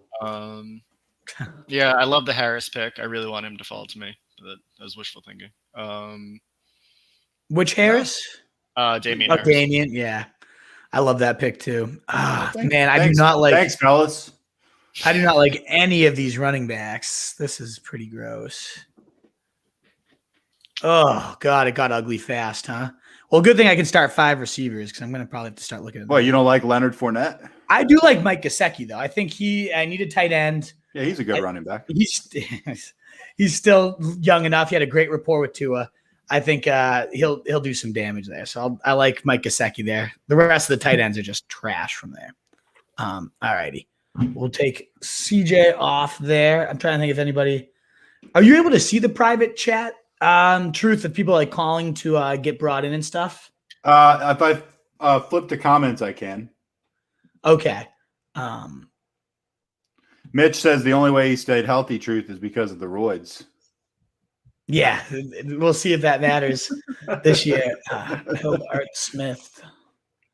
Mitch, who's Duck talking about? I hope Art Smith leaving doesn't wreck. Oh, is he talking about Tannehill or? Yeah, that was like an hour ago. Yeah. Okay. Oh yeah, the chat's from a while ago. Okay, got sniped on Robbie. Yeah, I'm with you. I thought that was a great pick. Tell Wolf that Tebow's still available. Look at assholes. Huge fan of Gesicki. Look at his end of year splits with him. Yeah, that's what I was I was thinking two Duck. The Tua splits were unbelievable with him. You going back for some Rager? You think he's not done yet? Truth. I think at that round, yeah, I think he's a good pick. He's 22 years old. I like the Ruggs pick by Xenos, actually. I'm going Mac Jones. That's not bad. I don't think similar. I mean, I don't think it's bad at all for a keeper. He could be the perfect fit for our system. You know whose system he's a perfect fit for? This guy's. Yeah. Oh man, who do we want here? You know, as much joking as I've done about Duke Johnson, he's the 6th highest ranked guy left in running backs. If you're trying to scoop up some running backs, Wolf, he could be a steal. Oh, this is getting bad. I'm gonna go. You think the Rager pick is a bad pick at the 10th round? 22-year-old guy. I'm gonna go Tony Pollard because he's a free agent. I think he's a really good player, even if he doesn't pan out this year. I think he, next year once he gets to a new team, I think he's a free agent if I'm not mistaken this year. He's been a stud whenever he's gotten the chance, so I like him. I do like Fuller though. He was the other guy I was looking at and considering. He goes the pick right after me. I did not like Fuller. He's just never been able to string together like healthy seasons and without PEDs. Remember that season he had like 12 catches and 7 of them were touchdowns. That was wild. When Watson first came in, it was just going nuts. Yeah, that was nuts. That was nuts. I think my cousin's pick, the more I look at it, the more I don't like it at all. I don't know if I like my draft. That makes 2 of us. Yeah. As a whole, I'm not in love with my draft at all. Like if Barkley's hurt to start this year, I'm going to have nothing at running back because Williams will take a little while to take over. Pollard's clearly not a starter. I might have some really bad running backs. Wolf, are you not drinking during this draft? Like, are you trying to keep level-headed? I'm going to go get a drink after that. After looking at my team. Not a fan. I'm just going to say, like, you're taking this really well, this draft. No alcohol, no weed, nothing. No alcohol, no weed, no pills. Just kind of keeping it on the straight and narrow. No sex for the month before the draft. Yeah, exactly. I've been celibate all month just to get ready for this. I'll use the draft as my excuse. Right. No, sweetie, I'd love to. I just can't. Oh, the Jimbo from the rafters jumping onto the stream. Jimmy. Hey, a little less dark than CJ. I know he's got a similar lighting scheme that CJ had. Jimmy. Quick hint, open a window. Yeah. You'll be fine. Hey, is that a green RSJ shirt?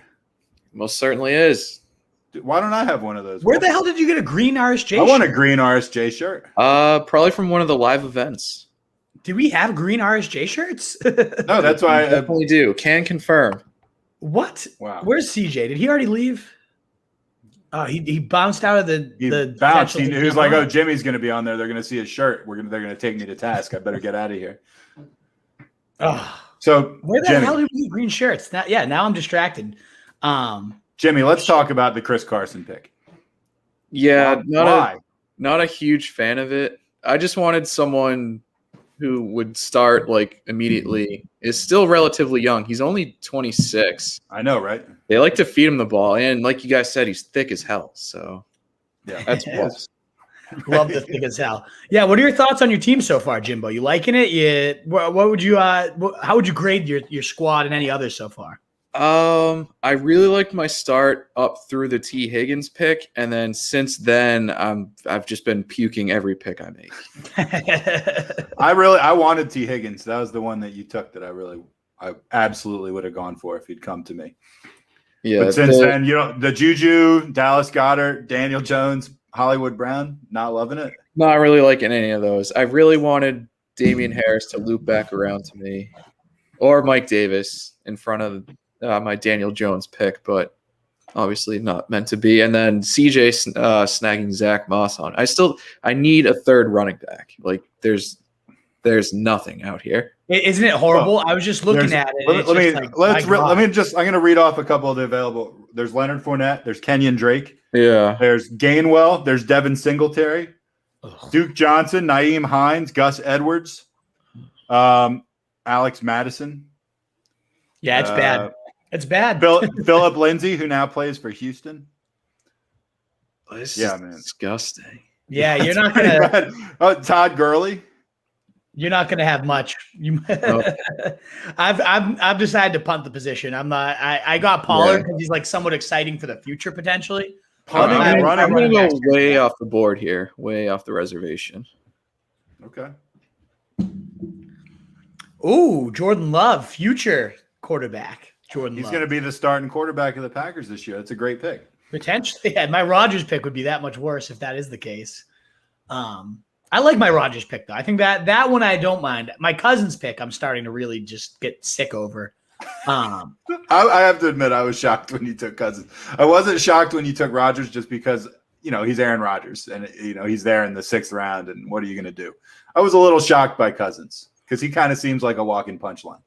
Almost. But the one thing that I do like about him is Jefferson is so damn good that like he led the league. I think Cousins led the league in like touchdowns per attempt or something of that nature. He was very efficient.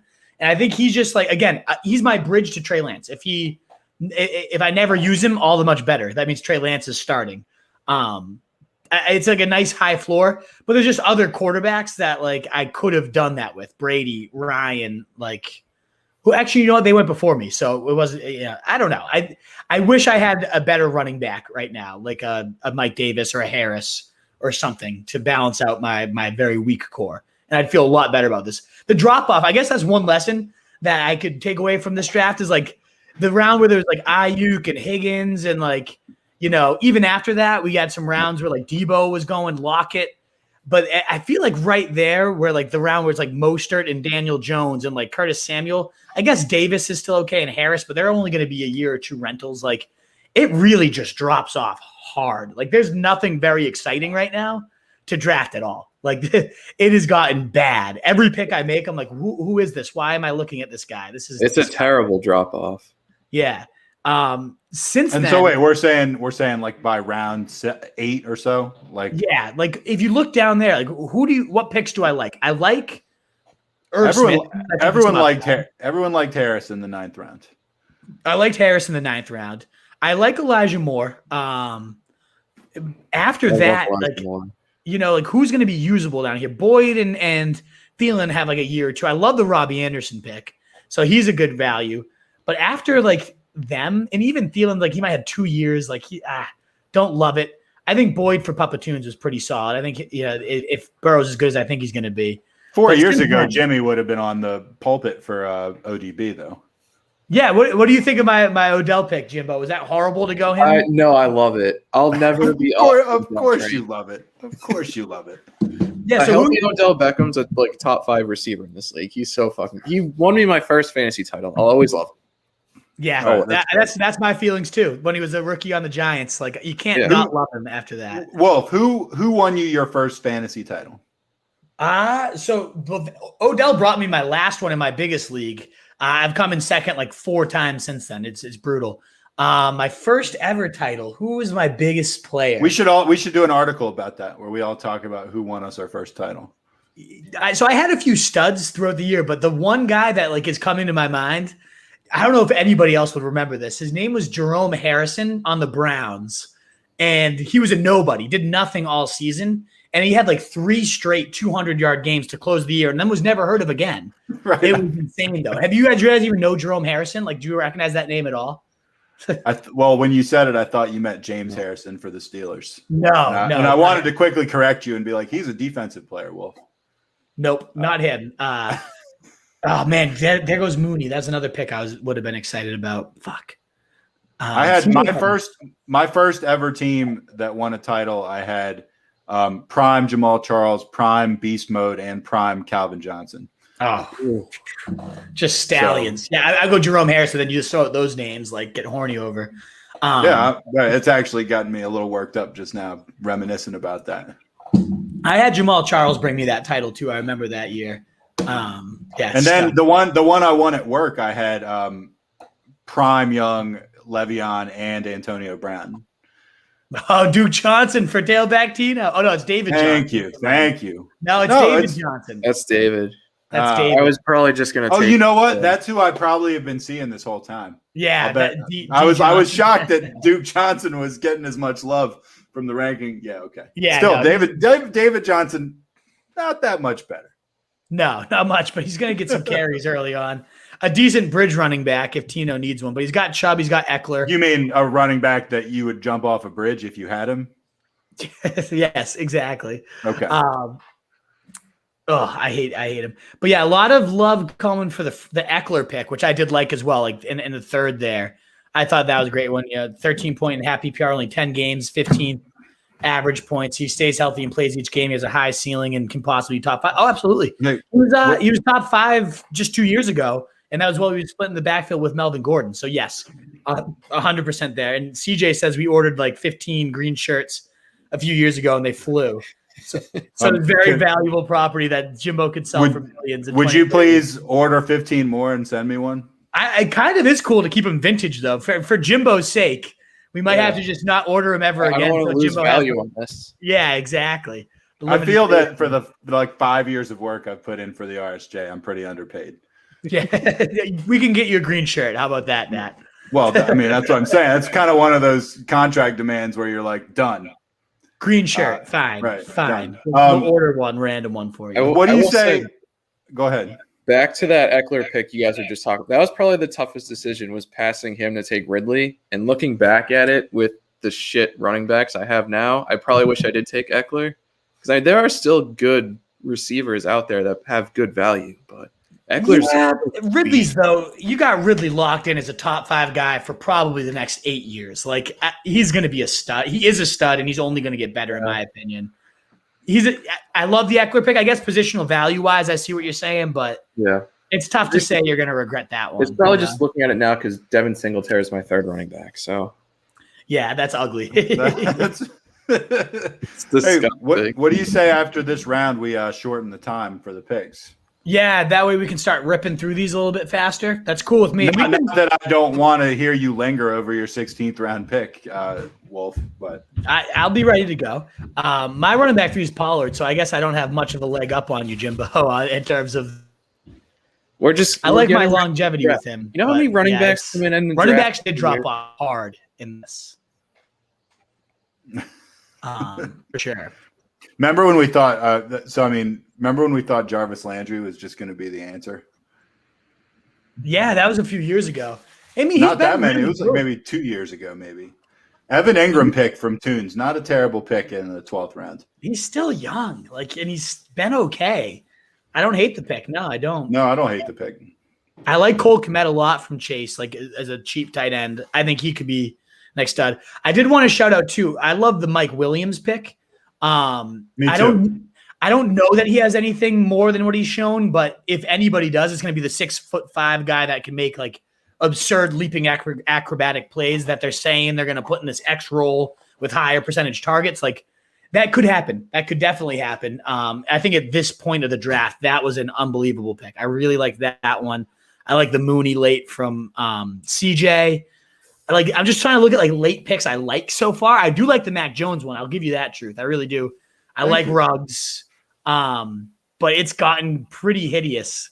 There's very few picks. I think Fitzmagic's a great bridge one for Duck, but between him and Brady, he's definitely going to need to find a good rookie in a couple years. But overall, there's some pretty solid bridges there for him. I got to make my pick though. Let me see. That's what I keep forgetting is that while we have some holes at positions, there are going to be so many studs that get drafted and come in the next year or two. So it's probably not that difficult to play. We're in this for the long haul, Jimmy. Exactly. I don't hate Kenyon Drake. I don't love Kenyon Drake. I actually did my projections recently, though, and shockingly, I have Kenyon Drake equal points coming out this year as Josh Jacobs. And that's more so I don't like Jacobs at all this year and less of me liking Drake, but I think he's going to get the majority of that receiving work. And at this point, screw it. I need something at running back. So I'm going to go Kenyon Drake and just hate my life for it. But I like Hardman. Going Nicole Hardman. I like it. Could end up being the number 2 he will be the number 2 this year for Mahomes, at least to start the year. And if he shows well, You know, that could be a monster. Taysom Hill. Zeno's going with the Saints quarterback, whatever one it ends up being. Yes. I like that. Like one of them's going to be a top. Make the time shorter. Make the time shorter. We just started a new round. I don't know if I think Duck has to do that. Duck. He's got it. He paused the draft, so he's making the pick shorter. Do you think when Duck's talking, do you think his voice kind of has the vibe of like a Southern preacher that's telling you you're going to go to hell? Hillary's laughing from the kitchen over there. Such a random fucking comment. But you know what?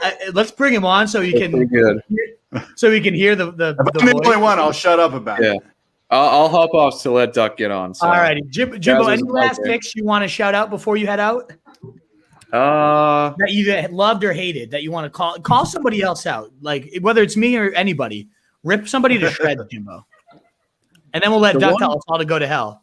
The one questionable pick I saw was the Antonio Gibson over Zeke, Chubb, and Najee. And even Eckler, I guess. But I get the upside, but you have 3 studs right after him. Maybe just the Chubb and the Zeke. I get over Najee, but Chubb and Zeke with Gibson, that was one I was like, ooh.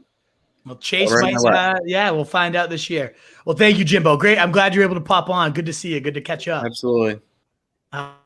Duckling, I know you're figuring out the draft picks right now, but do you have anything to say to Truth's commentary that you're a preacher telling us all to go to hell?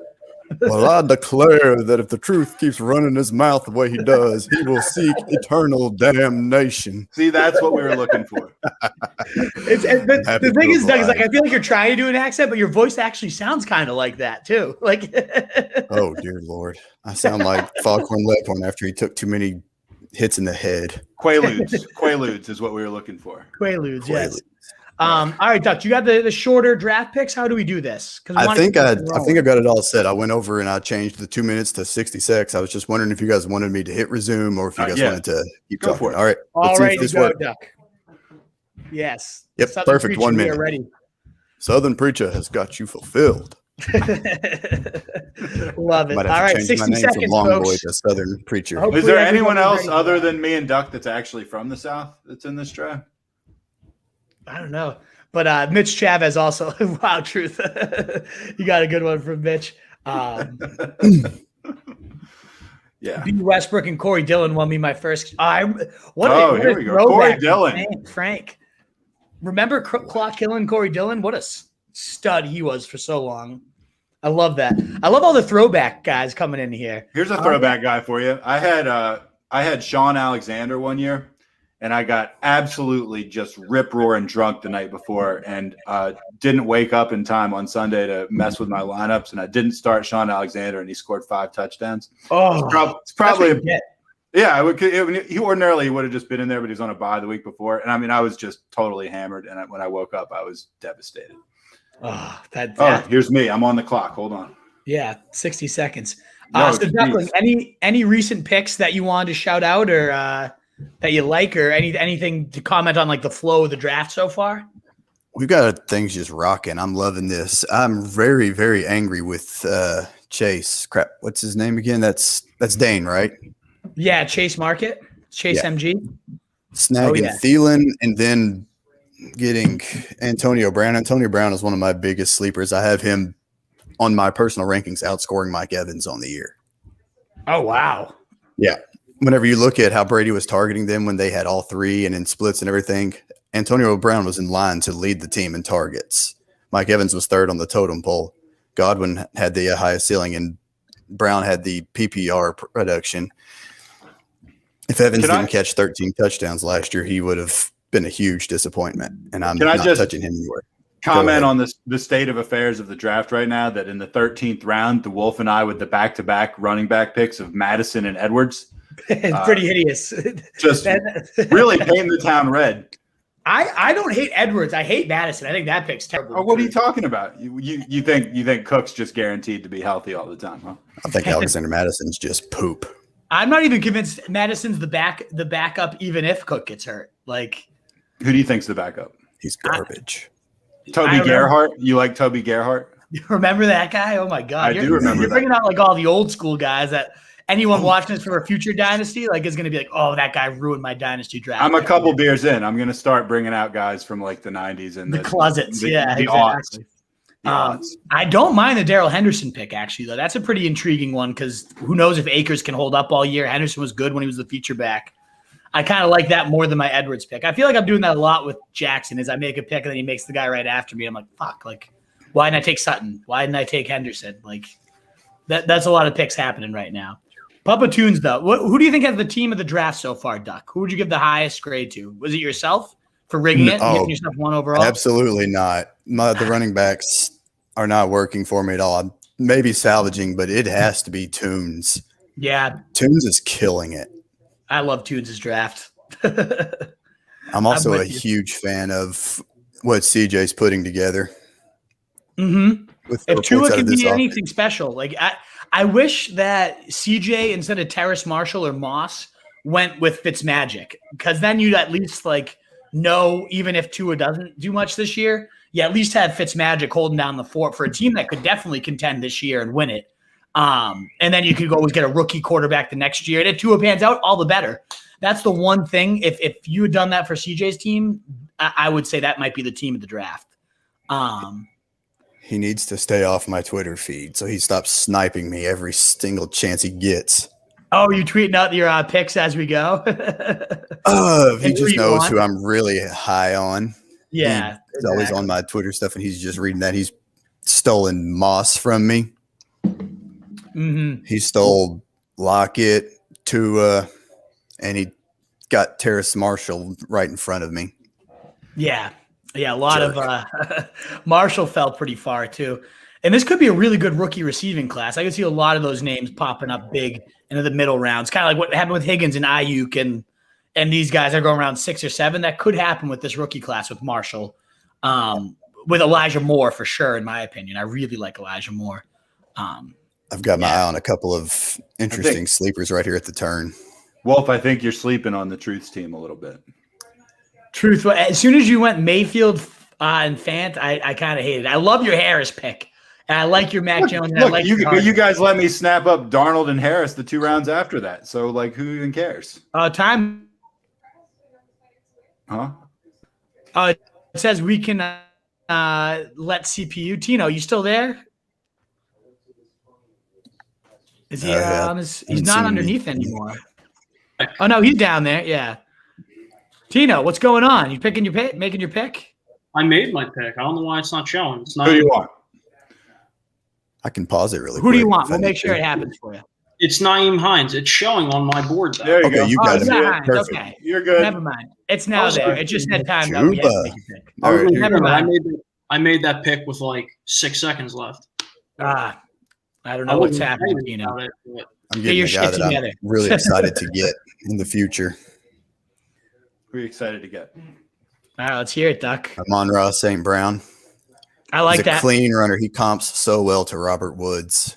If he can get any semblance of decent passing to him, I think in his second year he can make a huge leap. And I've got to get me some valuable depth at the tight end position. I might as well take the highest upside I see if it comes to Jonnu. Okay. Freak athlete. Yep. I see that upside. Belichick's always talking about him. My worry with those two guys, Henry and Jonnu, is I think they're both going to be great real life. I don't know that you'll ever be able to know which one to trust week to week, like for the rest of their times with the bats. I don't think it's going to be Gronk, Hernandez, just because there's not a prime Tom Brady throwing to them. So I'm a little bit worried that you're never going to get like usable value for those guys. I just know Hunter also has difficulty staying healthy, and he might use Jonnu very creatively, similar to how Hernandez was used. Of course, not putting him near production. Yep. I think that's exactly how they'll be used. Henry more so the Gronk, Jonnu more so the Hernandez. I think it's just be a very poor man's version of it. So we will see for sure. You said this one's for me, Duck, at 8:34. What pick were you referring to? Fitzpatrick. I was really excited about taking that one. Yeah.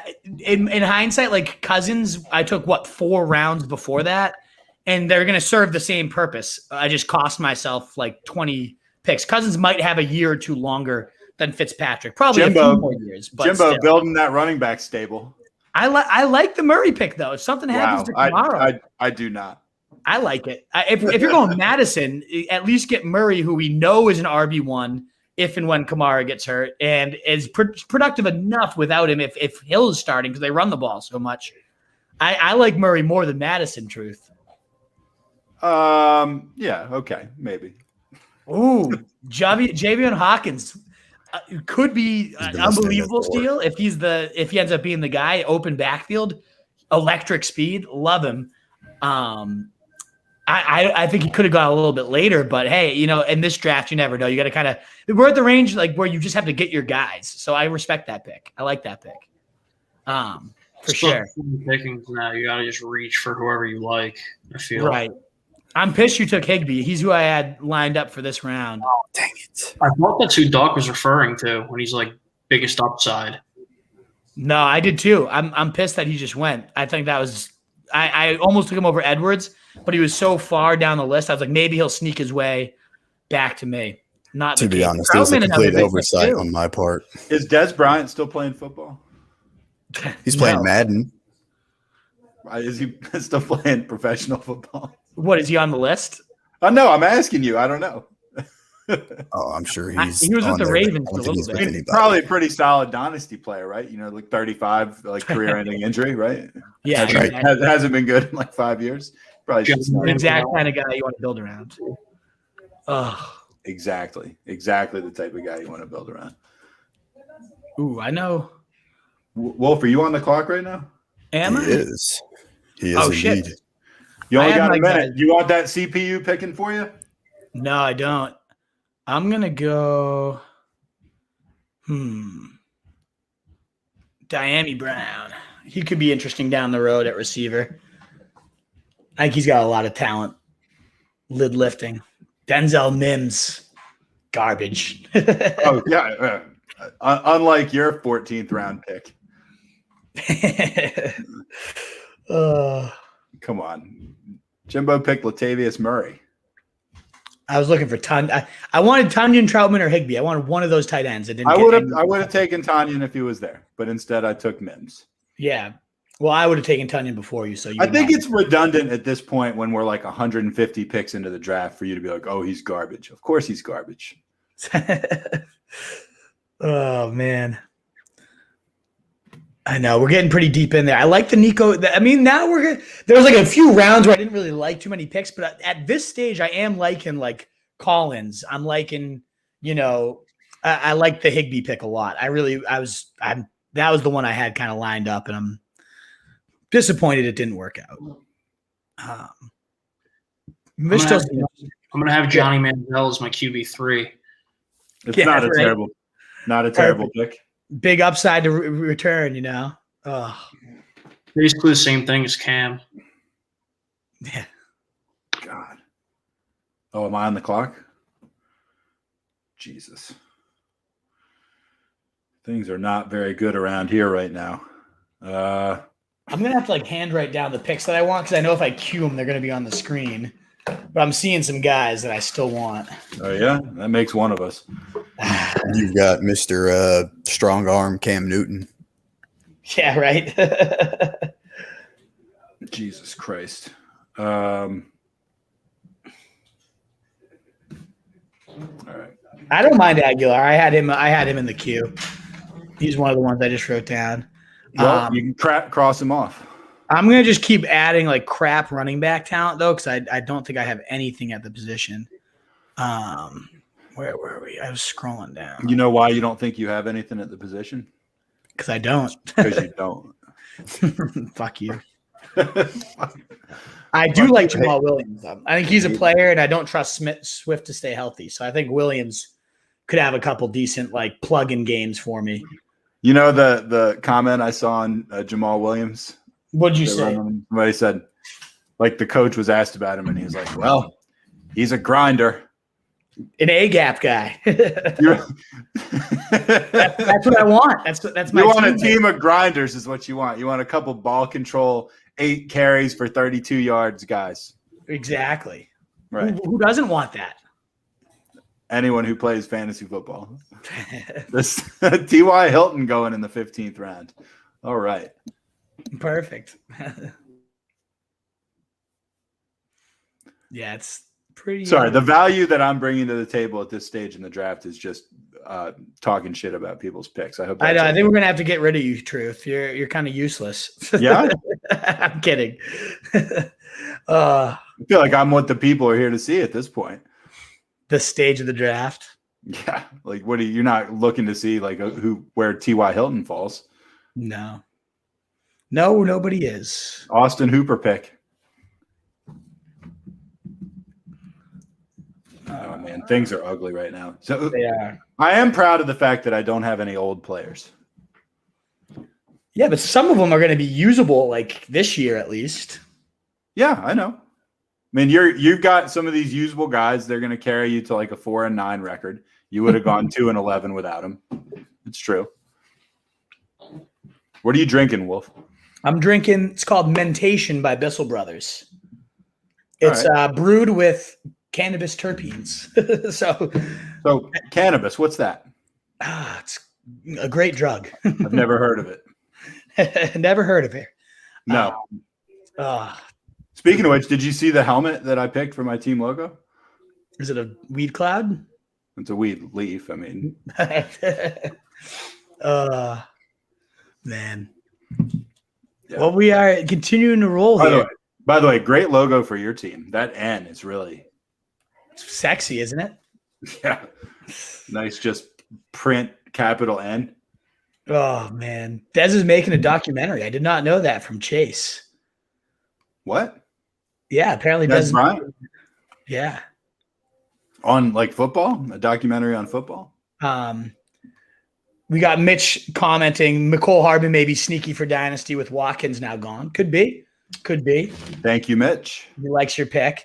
And Frank also agrees. Frank, I love Frank. I don't know if I've seen Frank on our streams before, but he's loving the draft. He's been here the whole time. He's been commenting. Like, love it, Frank. Thank you for your active participation here. You know, for a guy you think is just kind of in the shitter on his picks, I'm getting a lot of love from the crowd. Mitch asks, "What do you guys think of DJ Chark?" I'll start. I'm with Duck. I don't love him. And same with Truth. I think he's going to go down as a one-year wonder. Who was it? Somebody like, and this is one of those weird, like somebody knows somebody, but there was a friend that knew the Jags like trainer, and he was saying that Chark is like lazy as all hell, like one of the really? Yeah, and the new coaching staff is like very unimpressed with like the physical shape he is in and like the size he is, like how small he plays. I think Urban Meyer came out and said that, but then also like the insider was like, yeah, it's actually like very real. It wasn't like a public call out to like try to get him going. Like he's showed up out of shape. He's not, and like everybody's raving about LaVisca these days, who might end up going down as a really good pick. I took Odell over him and Schnott with the very next pick, which I might be regretting that one. We'll find out. But I'm not into Chark. I don't think very highly of him long term. And if I had him, I would have been wishing I sold him last year as hard as I could have. I think Marvin Jones might end up putting up better numbers than him myself. Like Duck's in agreement there too. I love Marvin Jones. I think he might actually still be out there, so I probably shouldn't be bringing him up so much. I like the Paris Campbell pick a lot, by the way, Duck. I think he could be one of those guys that comes around. CJ just sniped me on Josh Palmer. Yeah, Chargers. Oh, Tino's still in here. Yeah, your face was covered up by Mitch's comment. I forgot you were even here. Behind Mitchell Chavez. Yeah, but I want to make sure I get all the questions we have in here. Love that pick, Duck. Completely agree. He's saying that was at 8:50. So what time is it right now? 9. So that was probably Jonnu, wasn't it? I'm guessing that was either Jonnu or St. Brown, one of those two. I like both those picks back to back. Tino came in off the top ropes with a Cam Newton pick when no one was paying attention. I hate it. I hate it so much. I mean, it's like I want to say I hate it, but again, it's the 16th round. Like, who are you really like? Who are you missing out on by not? I'm looking at it. I'm like Teddy Bridgewater. Like, what's the upside there? I might as well just like start another. Might as well start another receiver at that point. Like, right? Absolutely. Cam, you might as well, I think there's probably a 10-20% chance, if that, but if he comes back better, big if, but at least he's got the rushing. Right. I know, yeah. I mean, that he's going to fit what they want to do this year. They want to run the ball, they want to bleed the clock and let their defense win games. So, and when they were doing that last year, Cam was a top 5 quarterback those first few weeks till he got COVID. At this stage of the draft, it's not a bad dart throw by any means. Oh shit, it's my pick. I hope it comes to that. So anybody that has any thoughts on Tony, Kadarius Tony, feel free to spit them while I get my pick queued up here, and then I'll give you guys my spiel in a sec. Anybody feel strongly about Tony for the Giants? I don't feel strongly about him. I think there's a lot of potential by year 3 whenever he refines his route running and really solidifies his role with McVay. McVay will get him in space. And if you want somebody that can take the top off any type of defense or take any touch to the house, it's somebody like Tony, but he's just raw. He's really raw. He needs time to develop. I'm going old and ugly with my pick, and that's Jared Cook, but I think he's got at least 1 or 2 years of usefulness with Herbert slinging that rock around. And I have Gesicki, which I like but don't love at tight end. So I'm going to go Cook and swallow back puke. But in Tony, was there a recent report that came out that he was skipping practices and late for meetings and stuff? I feel like I read something that he hasn't been the sharpest tool off the field. And that's before everything, Joe Judge, Patriots guy, if that shit's happening, he's not going to put this kid on the field. And if this kid doesn't get on the field early, as explosive as he is, as much upside as he has, this might be the wrong coach for him if he's not doing those things. Let's put it that way. So we'll find out. But yeah, I'm not too into him. I also think I think it's so crowded there. That receiving core is just crowded at this point. I know you're not really picking Tony to be a league winner this year. You're picking him for the future, but they did just sign why am I blanking? Lions, Kenny Golladay. Yep. True alpha. Yeah, with Shepard, there's just a lot going on there. And they're gonna want now with Saquon back, they're gonna want to pound it. Yeah. So, I hope so. I don't like them short term. Long term might be different though. Yeah. I'm going to go deep on my pick after Truth makes whatever follows up with no. Truth, pronounce your pick for us. Hold on. I got 10 seconds to make up my mind here. Yeah. While he's making his mind up. I'm taking OJ Howard. Oh, God. Not too bad. Tell us your for the 17th round, I don't think it's terrible, as disgusting as that is. Yeah, I think a lot of us might disagree with that. I'm going down. You thought it was okay. And by the way, you were asking only because the New England draft. I think this guy's going to go rounds later in most drafts. But Jacoby Myers, I think people around here will know. And I wouldn't be shocked if he ends up being our next good slot receiver for the next 4 or 5 years at least. He is heady. He's a former quarterback. He's quick in and out of his breaks. I think he's going to go down as one of those huge dynasty steals. And I think most drafts you could probably get him round 20-ish. But I know there's some New England guys here that probably have been reading the reports that he's the number 1 in camp right now. He's the guy, and he was the number 1 last year. So you're a guy on the debate team, and you draw you flip a coin to see which side of the debate you're going to get, and then you get the side where you have to defend Jacoby Myers, and then you just come up with some just hot air filled take about how Myers. What a genius, guys. By the way, Zach Ertz just got picked. Tino saw what Myers can do firsthand against his Jets on Monday Night Football. I think he had 200 something yards. I'd probably turn that off. By the way, hey, you were asking me about my running back picking. Could I pronounce his name? So quick answer is no, of course I can't.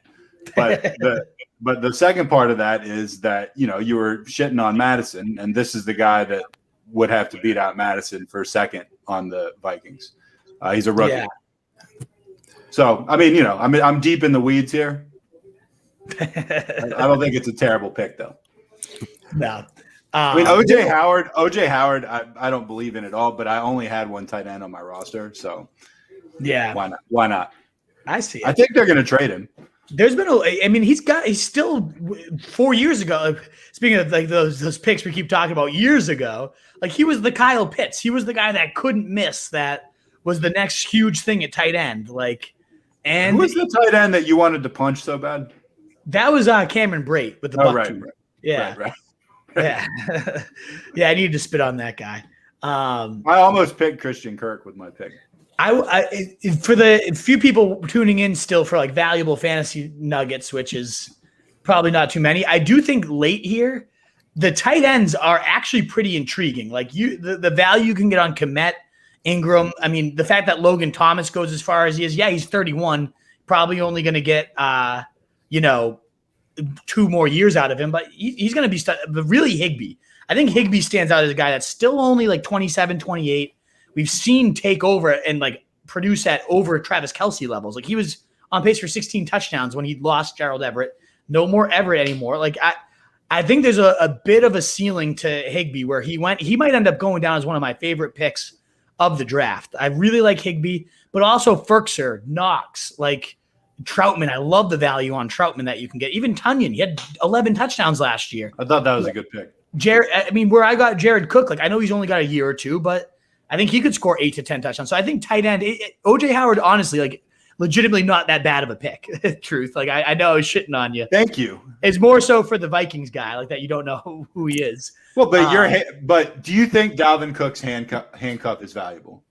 Yeah. In the 16th round of a dynasty draft. Okay. Potentially. And so I've got whoever that is. Yeah. But as Jimbo's comment here says, like, goddamn, Ferkser, late tight ends seem to be the most valuable position. So whatever that does for you in terms of how you attack your draft, I still think if you can get an elite guy, you get an elite guy. But I don't know. That might be the position I recommend punting the highest compared to like what we can get on the board from here. So, yeah. Ooh.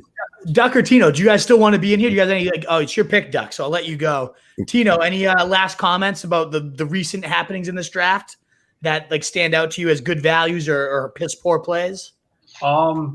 Disclaimer: my dog is barking, so if you hear something, that's what it is. No, I mean, I was, I think I was shocked at how quickly, not shocked, but running back depth really went very quick. I echo your point definitely about the tight end depth. Like I didn't really realize it would be that deep so late. Yeah. I mean, let me see. I really like CJ's team. It kind of sucks he was picking right next to me because I feel like a lot of the time he was taking my guys or I'd be 2 guys and he would take one of them, make my decision for me. So, but yeah, I'm on the clock here. I had a couple of fun little nuggets to get things going. Wolf, you probably didn't see in the private chat what I said. I said something that was a bit of a hot take. I said in the 16th round, I got the most talented running back on the 49ers. Oh, Elijah Mitchell, really? I think Elijah Mitchell's a better overall running back than Trey Sermon. He just had the misfortune of going to Louisiana Lafayette instead of Oklahoma and Ohio State. His player profile comp is Jerick McKinnon. His athleticism rivals Jerick McKinnon, and his skill sets are Jerick McKinnon. They've wanted for so long to be their guy and never panned out. I was going to say, Jerick McKinnon, you can't say anything bad about his NFL career. Not at all. I'd say he's panned out pretty well. And Wolf, you'll like this little nugget.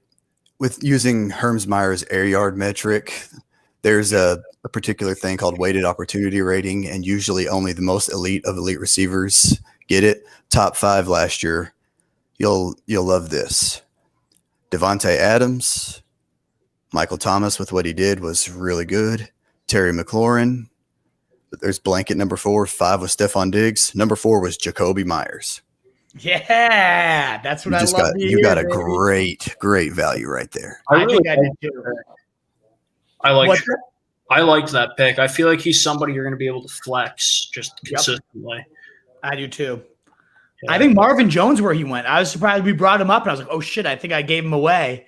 He still lasted a couple of rounds. I think Marvin Jones, especially next year, but like in general, I think as a year or two. And Sanders falls right in that boat. I love that pick by Chase. He was the guy. I have my list here. Ramondre, Campbell, Jacoby Myers, Sanders was the next one left. So I'm gonna have to get back to the drawing board. Some of these guys I thought might fall to me are no longer falling. Doug, what's your? Are you low on Sermon then, or are you just? I'm not bullish on Sermon. His draft capital is going to afford him a much longer leash than Elijah Mitchell. But Sermon, he couldn't beat out Ramondre Stevenson in his college career. And it took a lot of dominoes to fall for him to get the opportunity. And when he did, he ran with it, but he's always riddled with injuries. And then right there in the championship game, right on cue, he hurts his shoulder and misses like right off the gate. I'm just worried. And I think there's a clear path for Elijah Mitchell to get some work, especially with Jeff Wilson out and Mostert can't stay healthy either. Yeah. But Sermon's still the safest pick to be a huge value. If he's healthy. Darrington Evans, by the way. I didn't mean to cut you off, but I like that pick a lot. Good. If he is healthy, he's going to be an absolute monster in that zone blocking scheme. I'm pretty sure that you, me, and CJ could line up at running back and put up decent numbers. I know. Well, maybe you and the Wolf. Oh, God. There's very few I'm looking at that I actually like on the board still. Duck, while the Wolf is debating his pick, just real quick, off the subject slightly, what do you think the odds on the big board in Vegas would be of CJ going to hell? Probably better than Cam Newton sucking and not being able to complete passes to wide open receivers. So it's a good value bet. All right. CJ going to hell? Yeah. Oh, yeah. I want to know what the buzz is around the craps tables. Oh, goodness. CJ. He's going to get me for that later. I was trying to rattle the Wolf while he was picking by saying something funny. Yeah, and then you ended up with Hayden Hurst, you loser. I like your Gerald Everett pick, by the way, Duck. Did you think of him because I brought him up with Higbee? No, I had my eyes on him. The tight end role is reasonably valuable with Russell Wilson. Disley had a lot of good years before all the injuries. I mean, good games, before all the injuries. Yeah, absolutely. Riddled him. I think Everett, the freak athlete that he is, could go in there and make some noise. I'm with you. You're sitting here talking shit about my tight end pick when you picked like the third or fourth string running back on the Bengals. Second, nobody's ahead of him. What are you talking about? P. Ryan? Yeah, that's right. Please. He did also get Captain America for what it's worth. Chris Evans? Yeah, exactly. He's a beast. I would rather him probably. Oh, goodness. If you put Chris Evans, Captain America in that backfield, oh, my gosh. Nobody's tackling him. You can't tackle the super soldier. No, and he's such a good locker room player. Absolutely. Him and Tebow, man, you just got music. Speaking of which, Tebow's still on the board, by the way. Well, you're on the clock, aren't you? Yeah. You're soon to be. You'll have the chance. Well, I spoiler alert, I won't be taking Tim Tebow. It's disappointing. I'm set at tight end with Hurst. I'm pretty sure Tebow would help keep you out of hell as well, right? You need him after this draft to save you. I'm going to stock up on Jets receivers. How old is Crowder? That usually goes well. Crowder's 28. Yeah. I like Crowder. I think that's not a bad pick at all. Stocking up on Jets receivers is right around as intelligent as taking the third string running back on the Cincinnati Bengals. If Watkins has a year with him, he's got a year left in him. Sammy Watkins, good Lord. Honestly, yeah, you're going to talk shit to me. You just picked Sammy Watkins. He's not even on a passing team, and he's behind Hollywood Brown. He might be their number one. The reports are he's been killing it in camp. Hold on. Here's the scouting report on Chris Evans. Evans displayed, quote, sure hands and smooth route running. Yeah, beautiful. Yeah, draft that guy. Love it. They didn't say anything about him being fast or strong. We got Brian Martinez asking, what do you guys think about taking Eckler 7th overall? I don't mind him at all. I think I have him at like 8 or 9 overall. I probably would rather have Zeke when he falls there. It says Frank here. I like Eckler's upside. Not sure if I would take him my 7th, but depends on how many guys. Yeah, I'm a huge fan of him too. I off the top of my head, I don't have my big board up, but he's like 8 or 9 right there.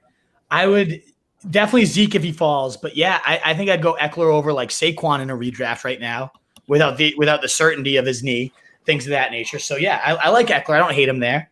I was thrilled he fell to me. I was shocked. Yeah, I was too. If Zeke is there, absolutely would take him. I'm not on board with. See, I love Chubb though. I am a big Chubb guy, so I would go Chubb. I think over Eckler.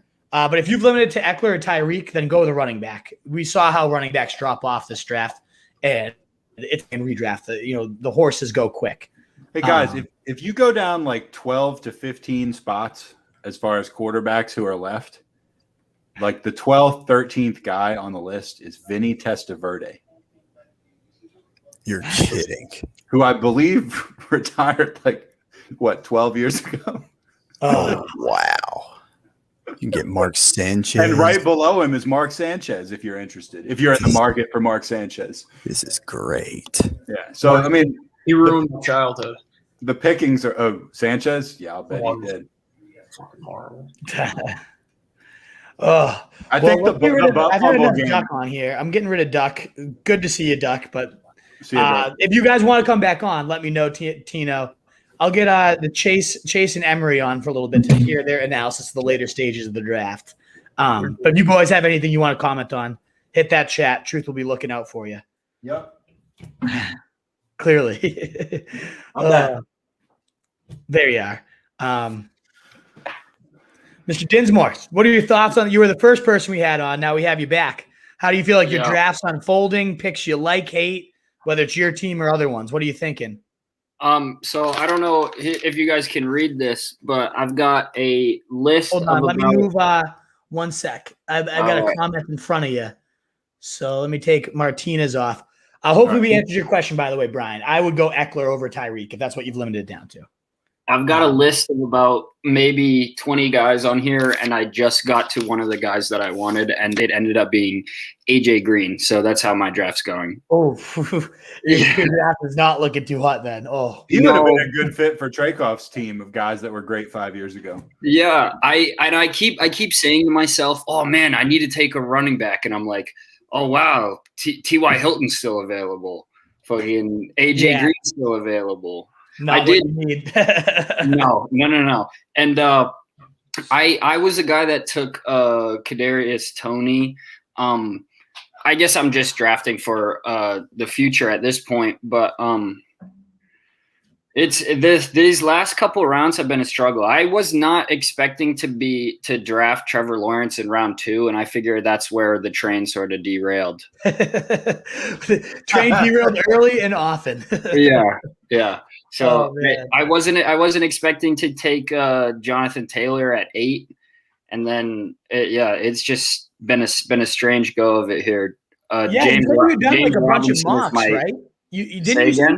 I was gonna say you said you did a bunch of mock drafts like from that position. Yeah. Was it any of these types of guys? Like, what was your roster typically looking like? A guy that I was usually getting at that spot was Saquon at 8.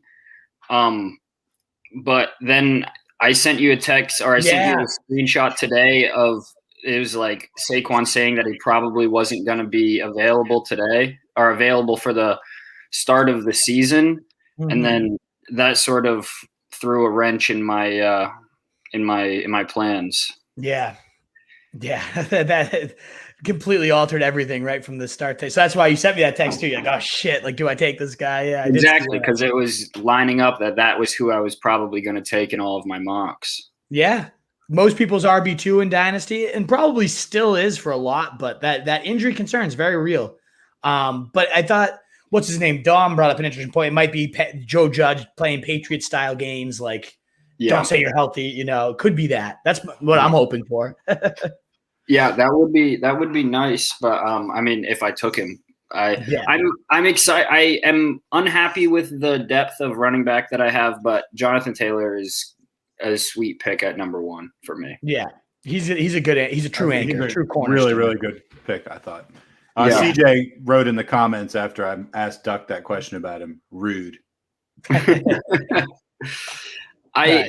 I was saying earlier, like I was trying to pick a bunch of, trying to find some running backs to go with, and then I went on 2 different streaks where I took 4 wide receivers in a row. So I love that streak of the receivers you ended up with, though. That when it went, I didn't hate Thomas, DJ Moore, Waddle, and Cup. Like I thought that was one of your strengths of the draft. I really like that. Like 1, 2, 3, 4. I think what I'm going to have to do is use one of those guys and just trade them immediately, like get some depth at running back. Yeah. I'm hoping. I think I'm going to take a little bit of depth right here at running back and hope that he gets traded. Sony Michel. He's going to get cut, dude. Maybe he ends up somewhere and gets some damage. Yeah, we'll see what happens. Emory, if you're looking for running back depth, Alexander Madison is available. Well, that was going to be my next question. I was going to start pitching you, giving you, sending you some food. You got to come down to the restaurant, and I'll get you some free meals for trade considerations here. I can tell you right now, without even knowing anything about the restaurant, I accept your offer. Okay. I'll give you guys a running back for depth that I actually do kind of like, and that's Ty Johnson. I'm going to take him right here. He's been getting reps with the ones for the Jets. He only has to beat out Coleman, and I like Michael Carter a lot. Chase took him round 8 or 9 up here, and I didn't mind that pick at all. Yeah, 8-5, but he's a 4th round rookie that 4th round rookies don't always pan out. And all the reports in training camp for your later drafts are Ty Johnson's been running with the ones, been very impressive in all facets of the game. Like he could end up being that starting running back for the Jets this year. So I like him as a late running back for future drafts. Well, I appreciate you giving that nugget as you take him. Yeah, very helpful for you, right? Right. Exactly. But for everybody else watching, that's a guy to consider in the future. I got one more running back I like that I might take ahead of you. I will say I'm not going to take Jeff Wilson, but he might be an interesting one down the road for people. We know when he starts, he gets them, even though he's hurt right now. Yeah, I think I wrote an article last year about Jeff Wilson, and I've been high on him. But what's the injury he's got? It was an knee. It was something that's going to keep him out for at least the first 6 weeks. I know that. Yeah, that's no good. It's a dynasty league, though. Yeah, true. He's not the future, though. You know that. We all know that. There's nobody that's left right now that's the future, though. You're kidding me? Hunter Renfrow at rank 255 is not the future. Yeah, come on. He's maybe the future of the Arena Football League. He's the definition. He's playing for the Sox too. Do you guys realize who the highest ranked running back left is? Yeah, no. Todd Gurley. But so there's the thing is I'm probably not going to take any of him or Bell, but one of them is probably going to go to Miami and would have gone 8 rounds ago. So it's those guys might make sense at some point. I mean, I'm probably going to pick him, honestly. Yeah. Why not, right? What's am I going to hurt Alexander Madison's feelings? Right. Yeah. Oh, man. At least I can have a former MVP on my team. Right. If, in fact, he won the MVP, which I'm not sure if he did.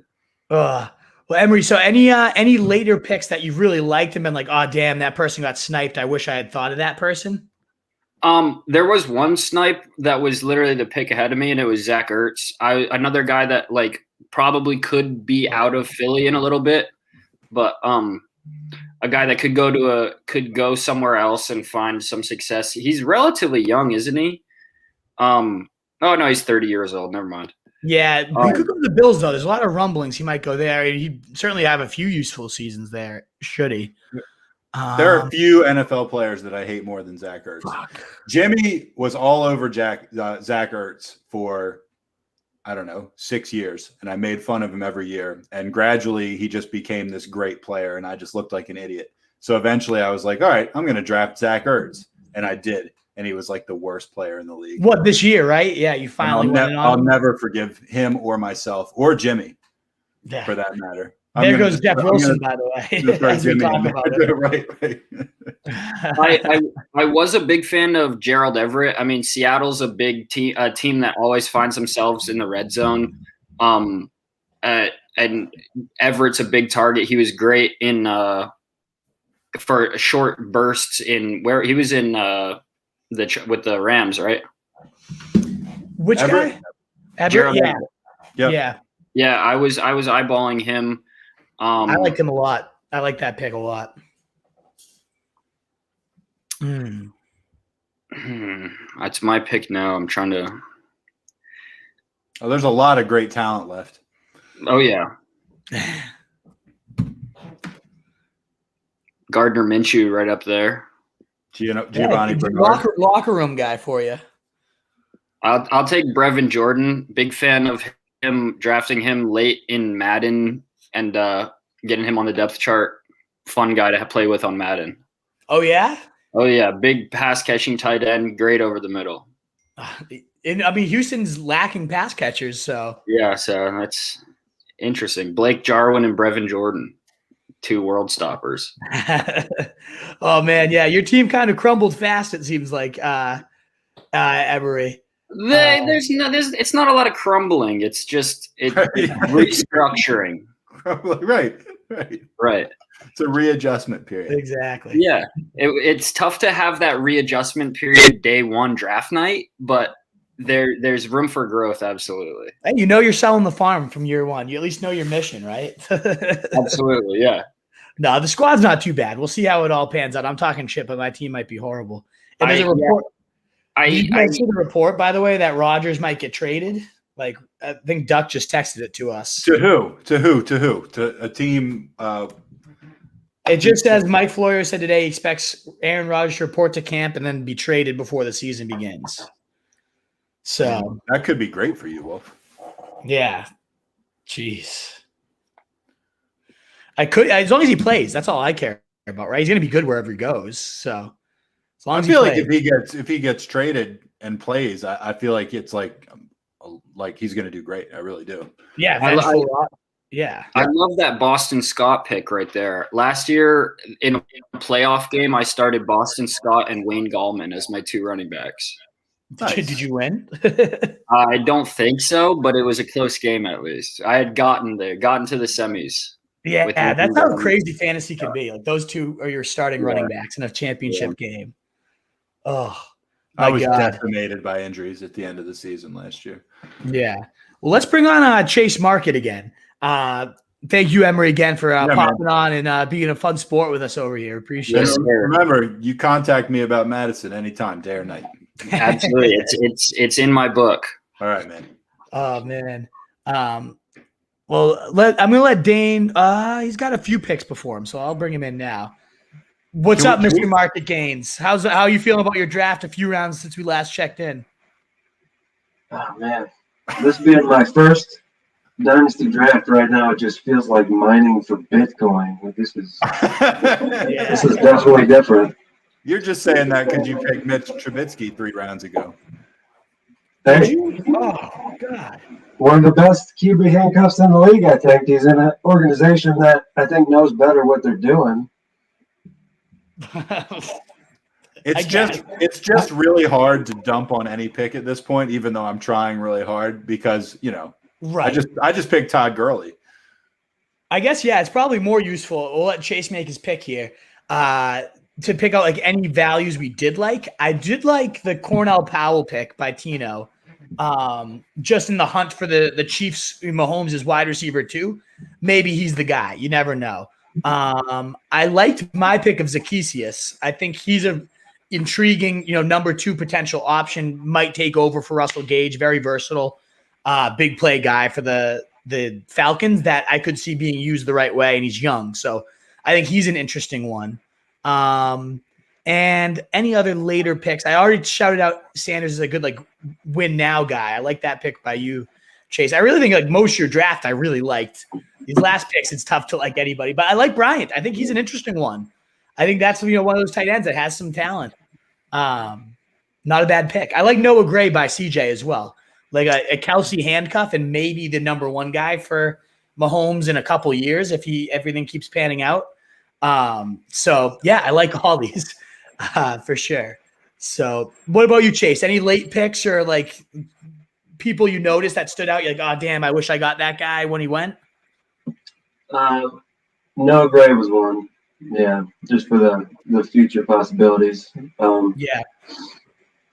I talked some shit to Duck for taking Paris Campbell because we'll see how he's got that injury history going on. We'll see if he can keep it healthy. And, I still like his speed and everything. But right. My favorite is probably the Todd Gurley pick. I think that's a league winner right there, if I'm honest. Thank you. It's about time I start getting love that's you coming felt my very, way. I can tell you feel really strongly about that too. By the way, Tunes, continuing with the great picks, has brought Andy Dalton into the fold. Oh, Tunes, yeah. Don't stink up your whole roster at this point. You had a good thing going, Tunes. Don't blow it. Truth, how have you not drafted Tebow yet, by the way? You heard Duck, the preacher, tell you he's the one way he'll get saved from hell. Put him on the roster. That implies that I'm scared of hell. You know you are.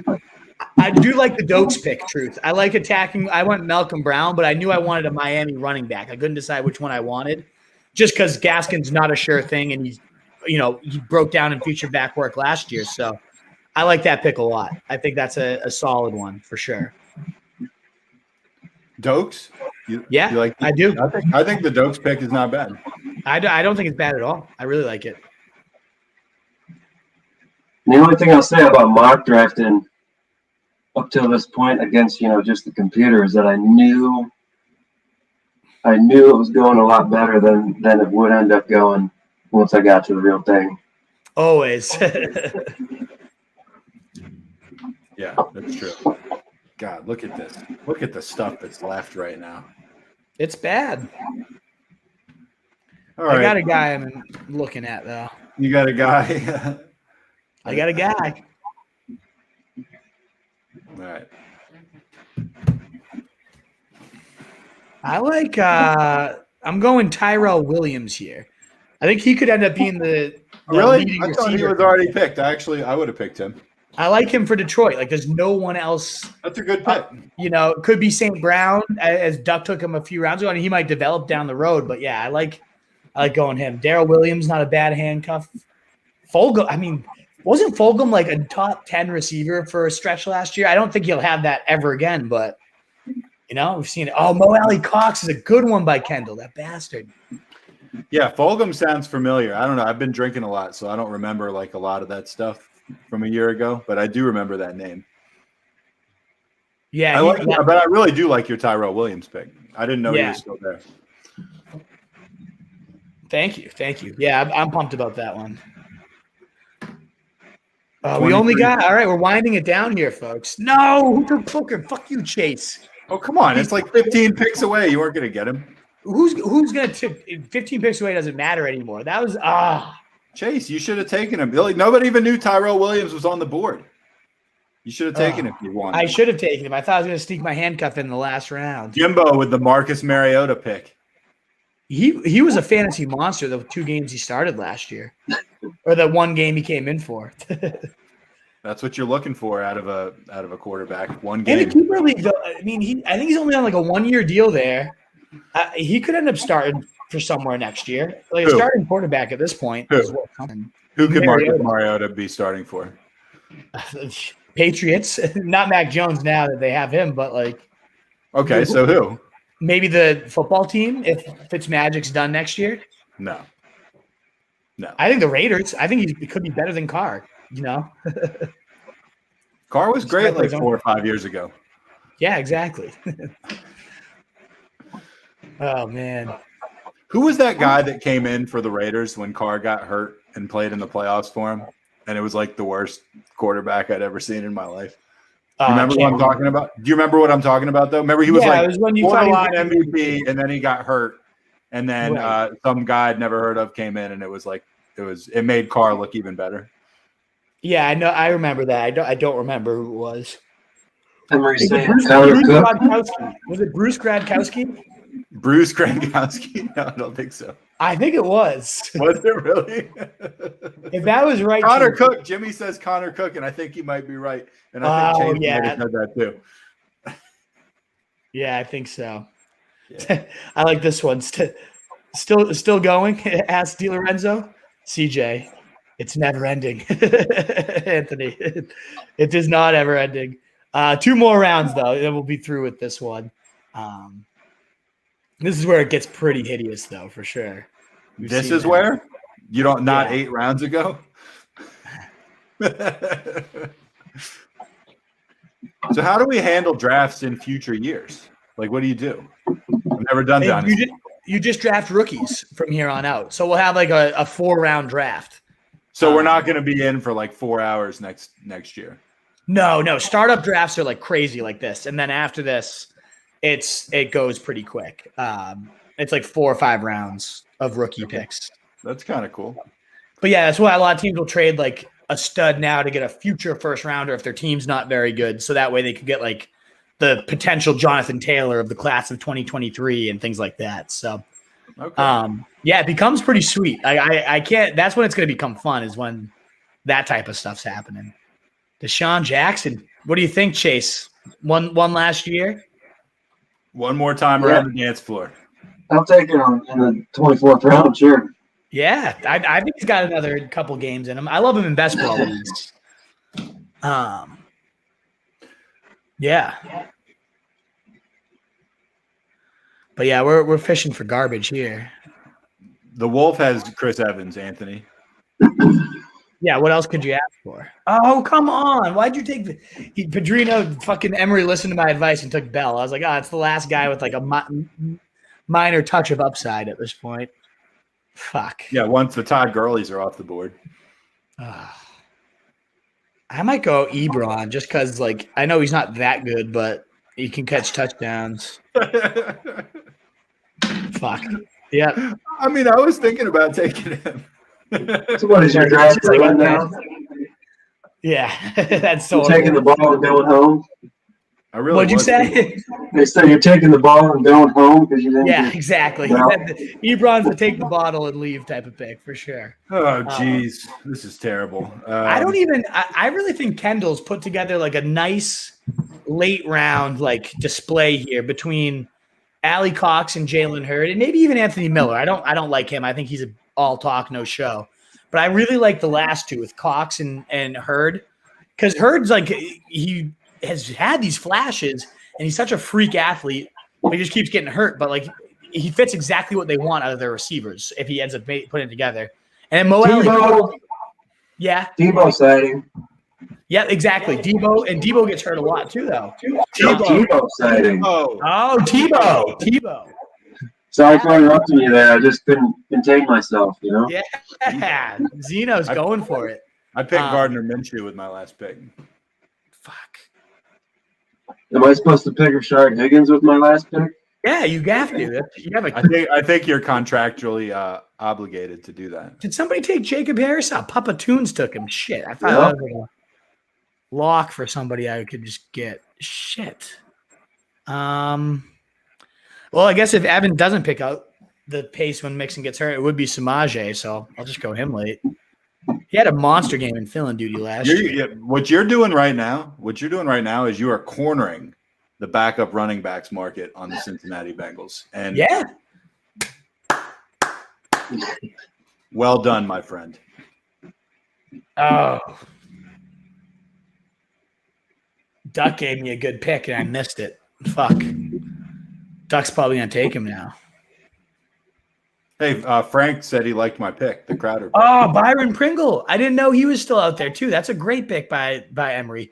You know what? We were shitting on Emery's draft, and he came on and talked to us and suddenly makes He made three good picks in a row to end the draft, which is more than I can say for myself. Yeah, exactly. Who has Captain America Chris Evans? You know who it is, DiLorenzo, obviously. There you go. I love the Crowder pick, Truth. Let's see how Sally uses him, because that's the one player Gase knew how to use to get production. Crowder pass catch, yeah. I don't see Bell playing another game after trashing Reed like he did. Listen to the I agree, man. Homer over here, but yeah, probably not. I agree, but that's why he was a 24th round pick. Right, exactly. I don't mind it there. Probably won't play again, but worth similar to the Gurley pick, except he got him 3 rounds later. Yeah. I really like the Byron Pringle pick. I just assumed he was gone at this point. That's a nice pick this late. That hunt for the Chiefs wide receiver too. Like, why not take the last one? I wish I went him over Samaje Perine really bad. Samaje Perine. Yeah, useless. Just as I complimented Kendall for his picks, he goes and takes Drew Sample, and I go want to puke. So that's the last compliment Kendall gets from me. It's so fun because in a normal draft, it's like, what do you go, like 15 rounds, and you're just shitting on, and you're taking kickers and stuff, and and you're just shitting on everybody, for taking people. And now we're literally 10 more rounds in with no defense or kickers, and we're taking these guys that just like are walking jokes. Right, and then we're shitting. I'm Drew Sample. Yeah, I'm trashing people for their picks, and then I'm picking, Patrick Williams. Oh, yeah, exactly. Oh, well, we got the last two here, and then what I'll do is I'm just going to kind of show the draft board one more time. The last pick of the draft, Duck should take like Vinny Testaverde. Duke Johnson. Thank you, CJ. Thank you, CJ. Just for you, Truth. Thank you. Yeah, good pick from the Duck. Heineke just got extended, he said. That might be their quarterback of the future. Interesting. Everybody agreeing that Lev's burned all his bridges, so he could be done. Had to pick Duke Johnson since Truth didn't have the balls to do so. How could I pick him when Gardner Minshew was on the board, CJ? Yeah. How could I do that in good conscience? Exactly. All righty. Well, folks, that wraps up a 25-round dynasty draft. So what I'm going to do is just show everybody the board. Let me remove our presence here for a second and just kind of pull this up so you can see Duke Johnson. And then Truth, you're going to read every single pick to us and let us know who went where. No, I'm just kidding. But maybe we could just read the last round. Yeah, this will give you guys, though, I'm going to just kind of take a screenshot myself of the draft so we can kind of just get like a few pictures here. So let me just do that. And then you guys can take screenshots if you want. Anybody still watching this that's interested in like having a picture of where this draft went, by all means, feel free to get that. I'm going to take this screenshot. There are so many people that want a picture of this draft. It's the first ever. This is a historic moment. Our first ever dynasty draft is now in the books. From season to franchise mode. Exactly. It's gonna be fun, man. It's gonna be fun doing. It's gonna be a blast. I'm excited to see how this all kind of unfolds. We can maybe review it, Truth, another time where we go through like our favorite picks and whatnot, a little more organized of a format here than just 2 hours of a live stream dynasty draft. But this was a blast. It's good to get the drafting juices, have something actually on the line again. And I like my squad. I don't love it though. I'm going to go through. I'll give grades. We can maybe talk about that like as another podcast where we break it down, some of the best picks and like how we saw the draft unfold. That'd probably be a great podcast we can do. But yeah, anybody that tuned in this far, thank you so much. Whether you're live here or you're catching the replay, we greatly, greatly appreciate it. You can find all our good stuff at Roto Street Journal, where we breed and feed you fantasy wolves. And if you're listening to the podcast, Fantasy Fullback Dad, we pave your path to 2021 titles, rather, and beyond in dynasty leagues now as well. So thank you guys so much. Thank you, Frank, Mitch, Anthony, like all you guys that tuned in for the entirety of this monstrosity. We greatly appreciate it. You guys are awesome. Thanks to all you RSJ legends that came on and talked and chatted ball with us while we went. This was a blast. This was awesome. So cheers, everybody. Best of luck. You can find again our stuff, RotoStreetJournal.com. We breed and feed you fantasy wolves.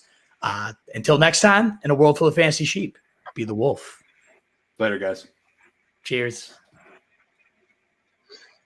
All right.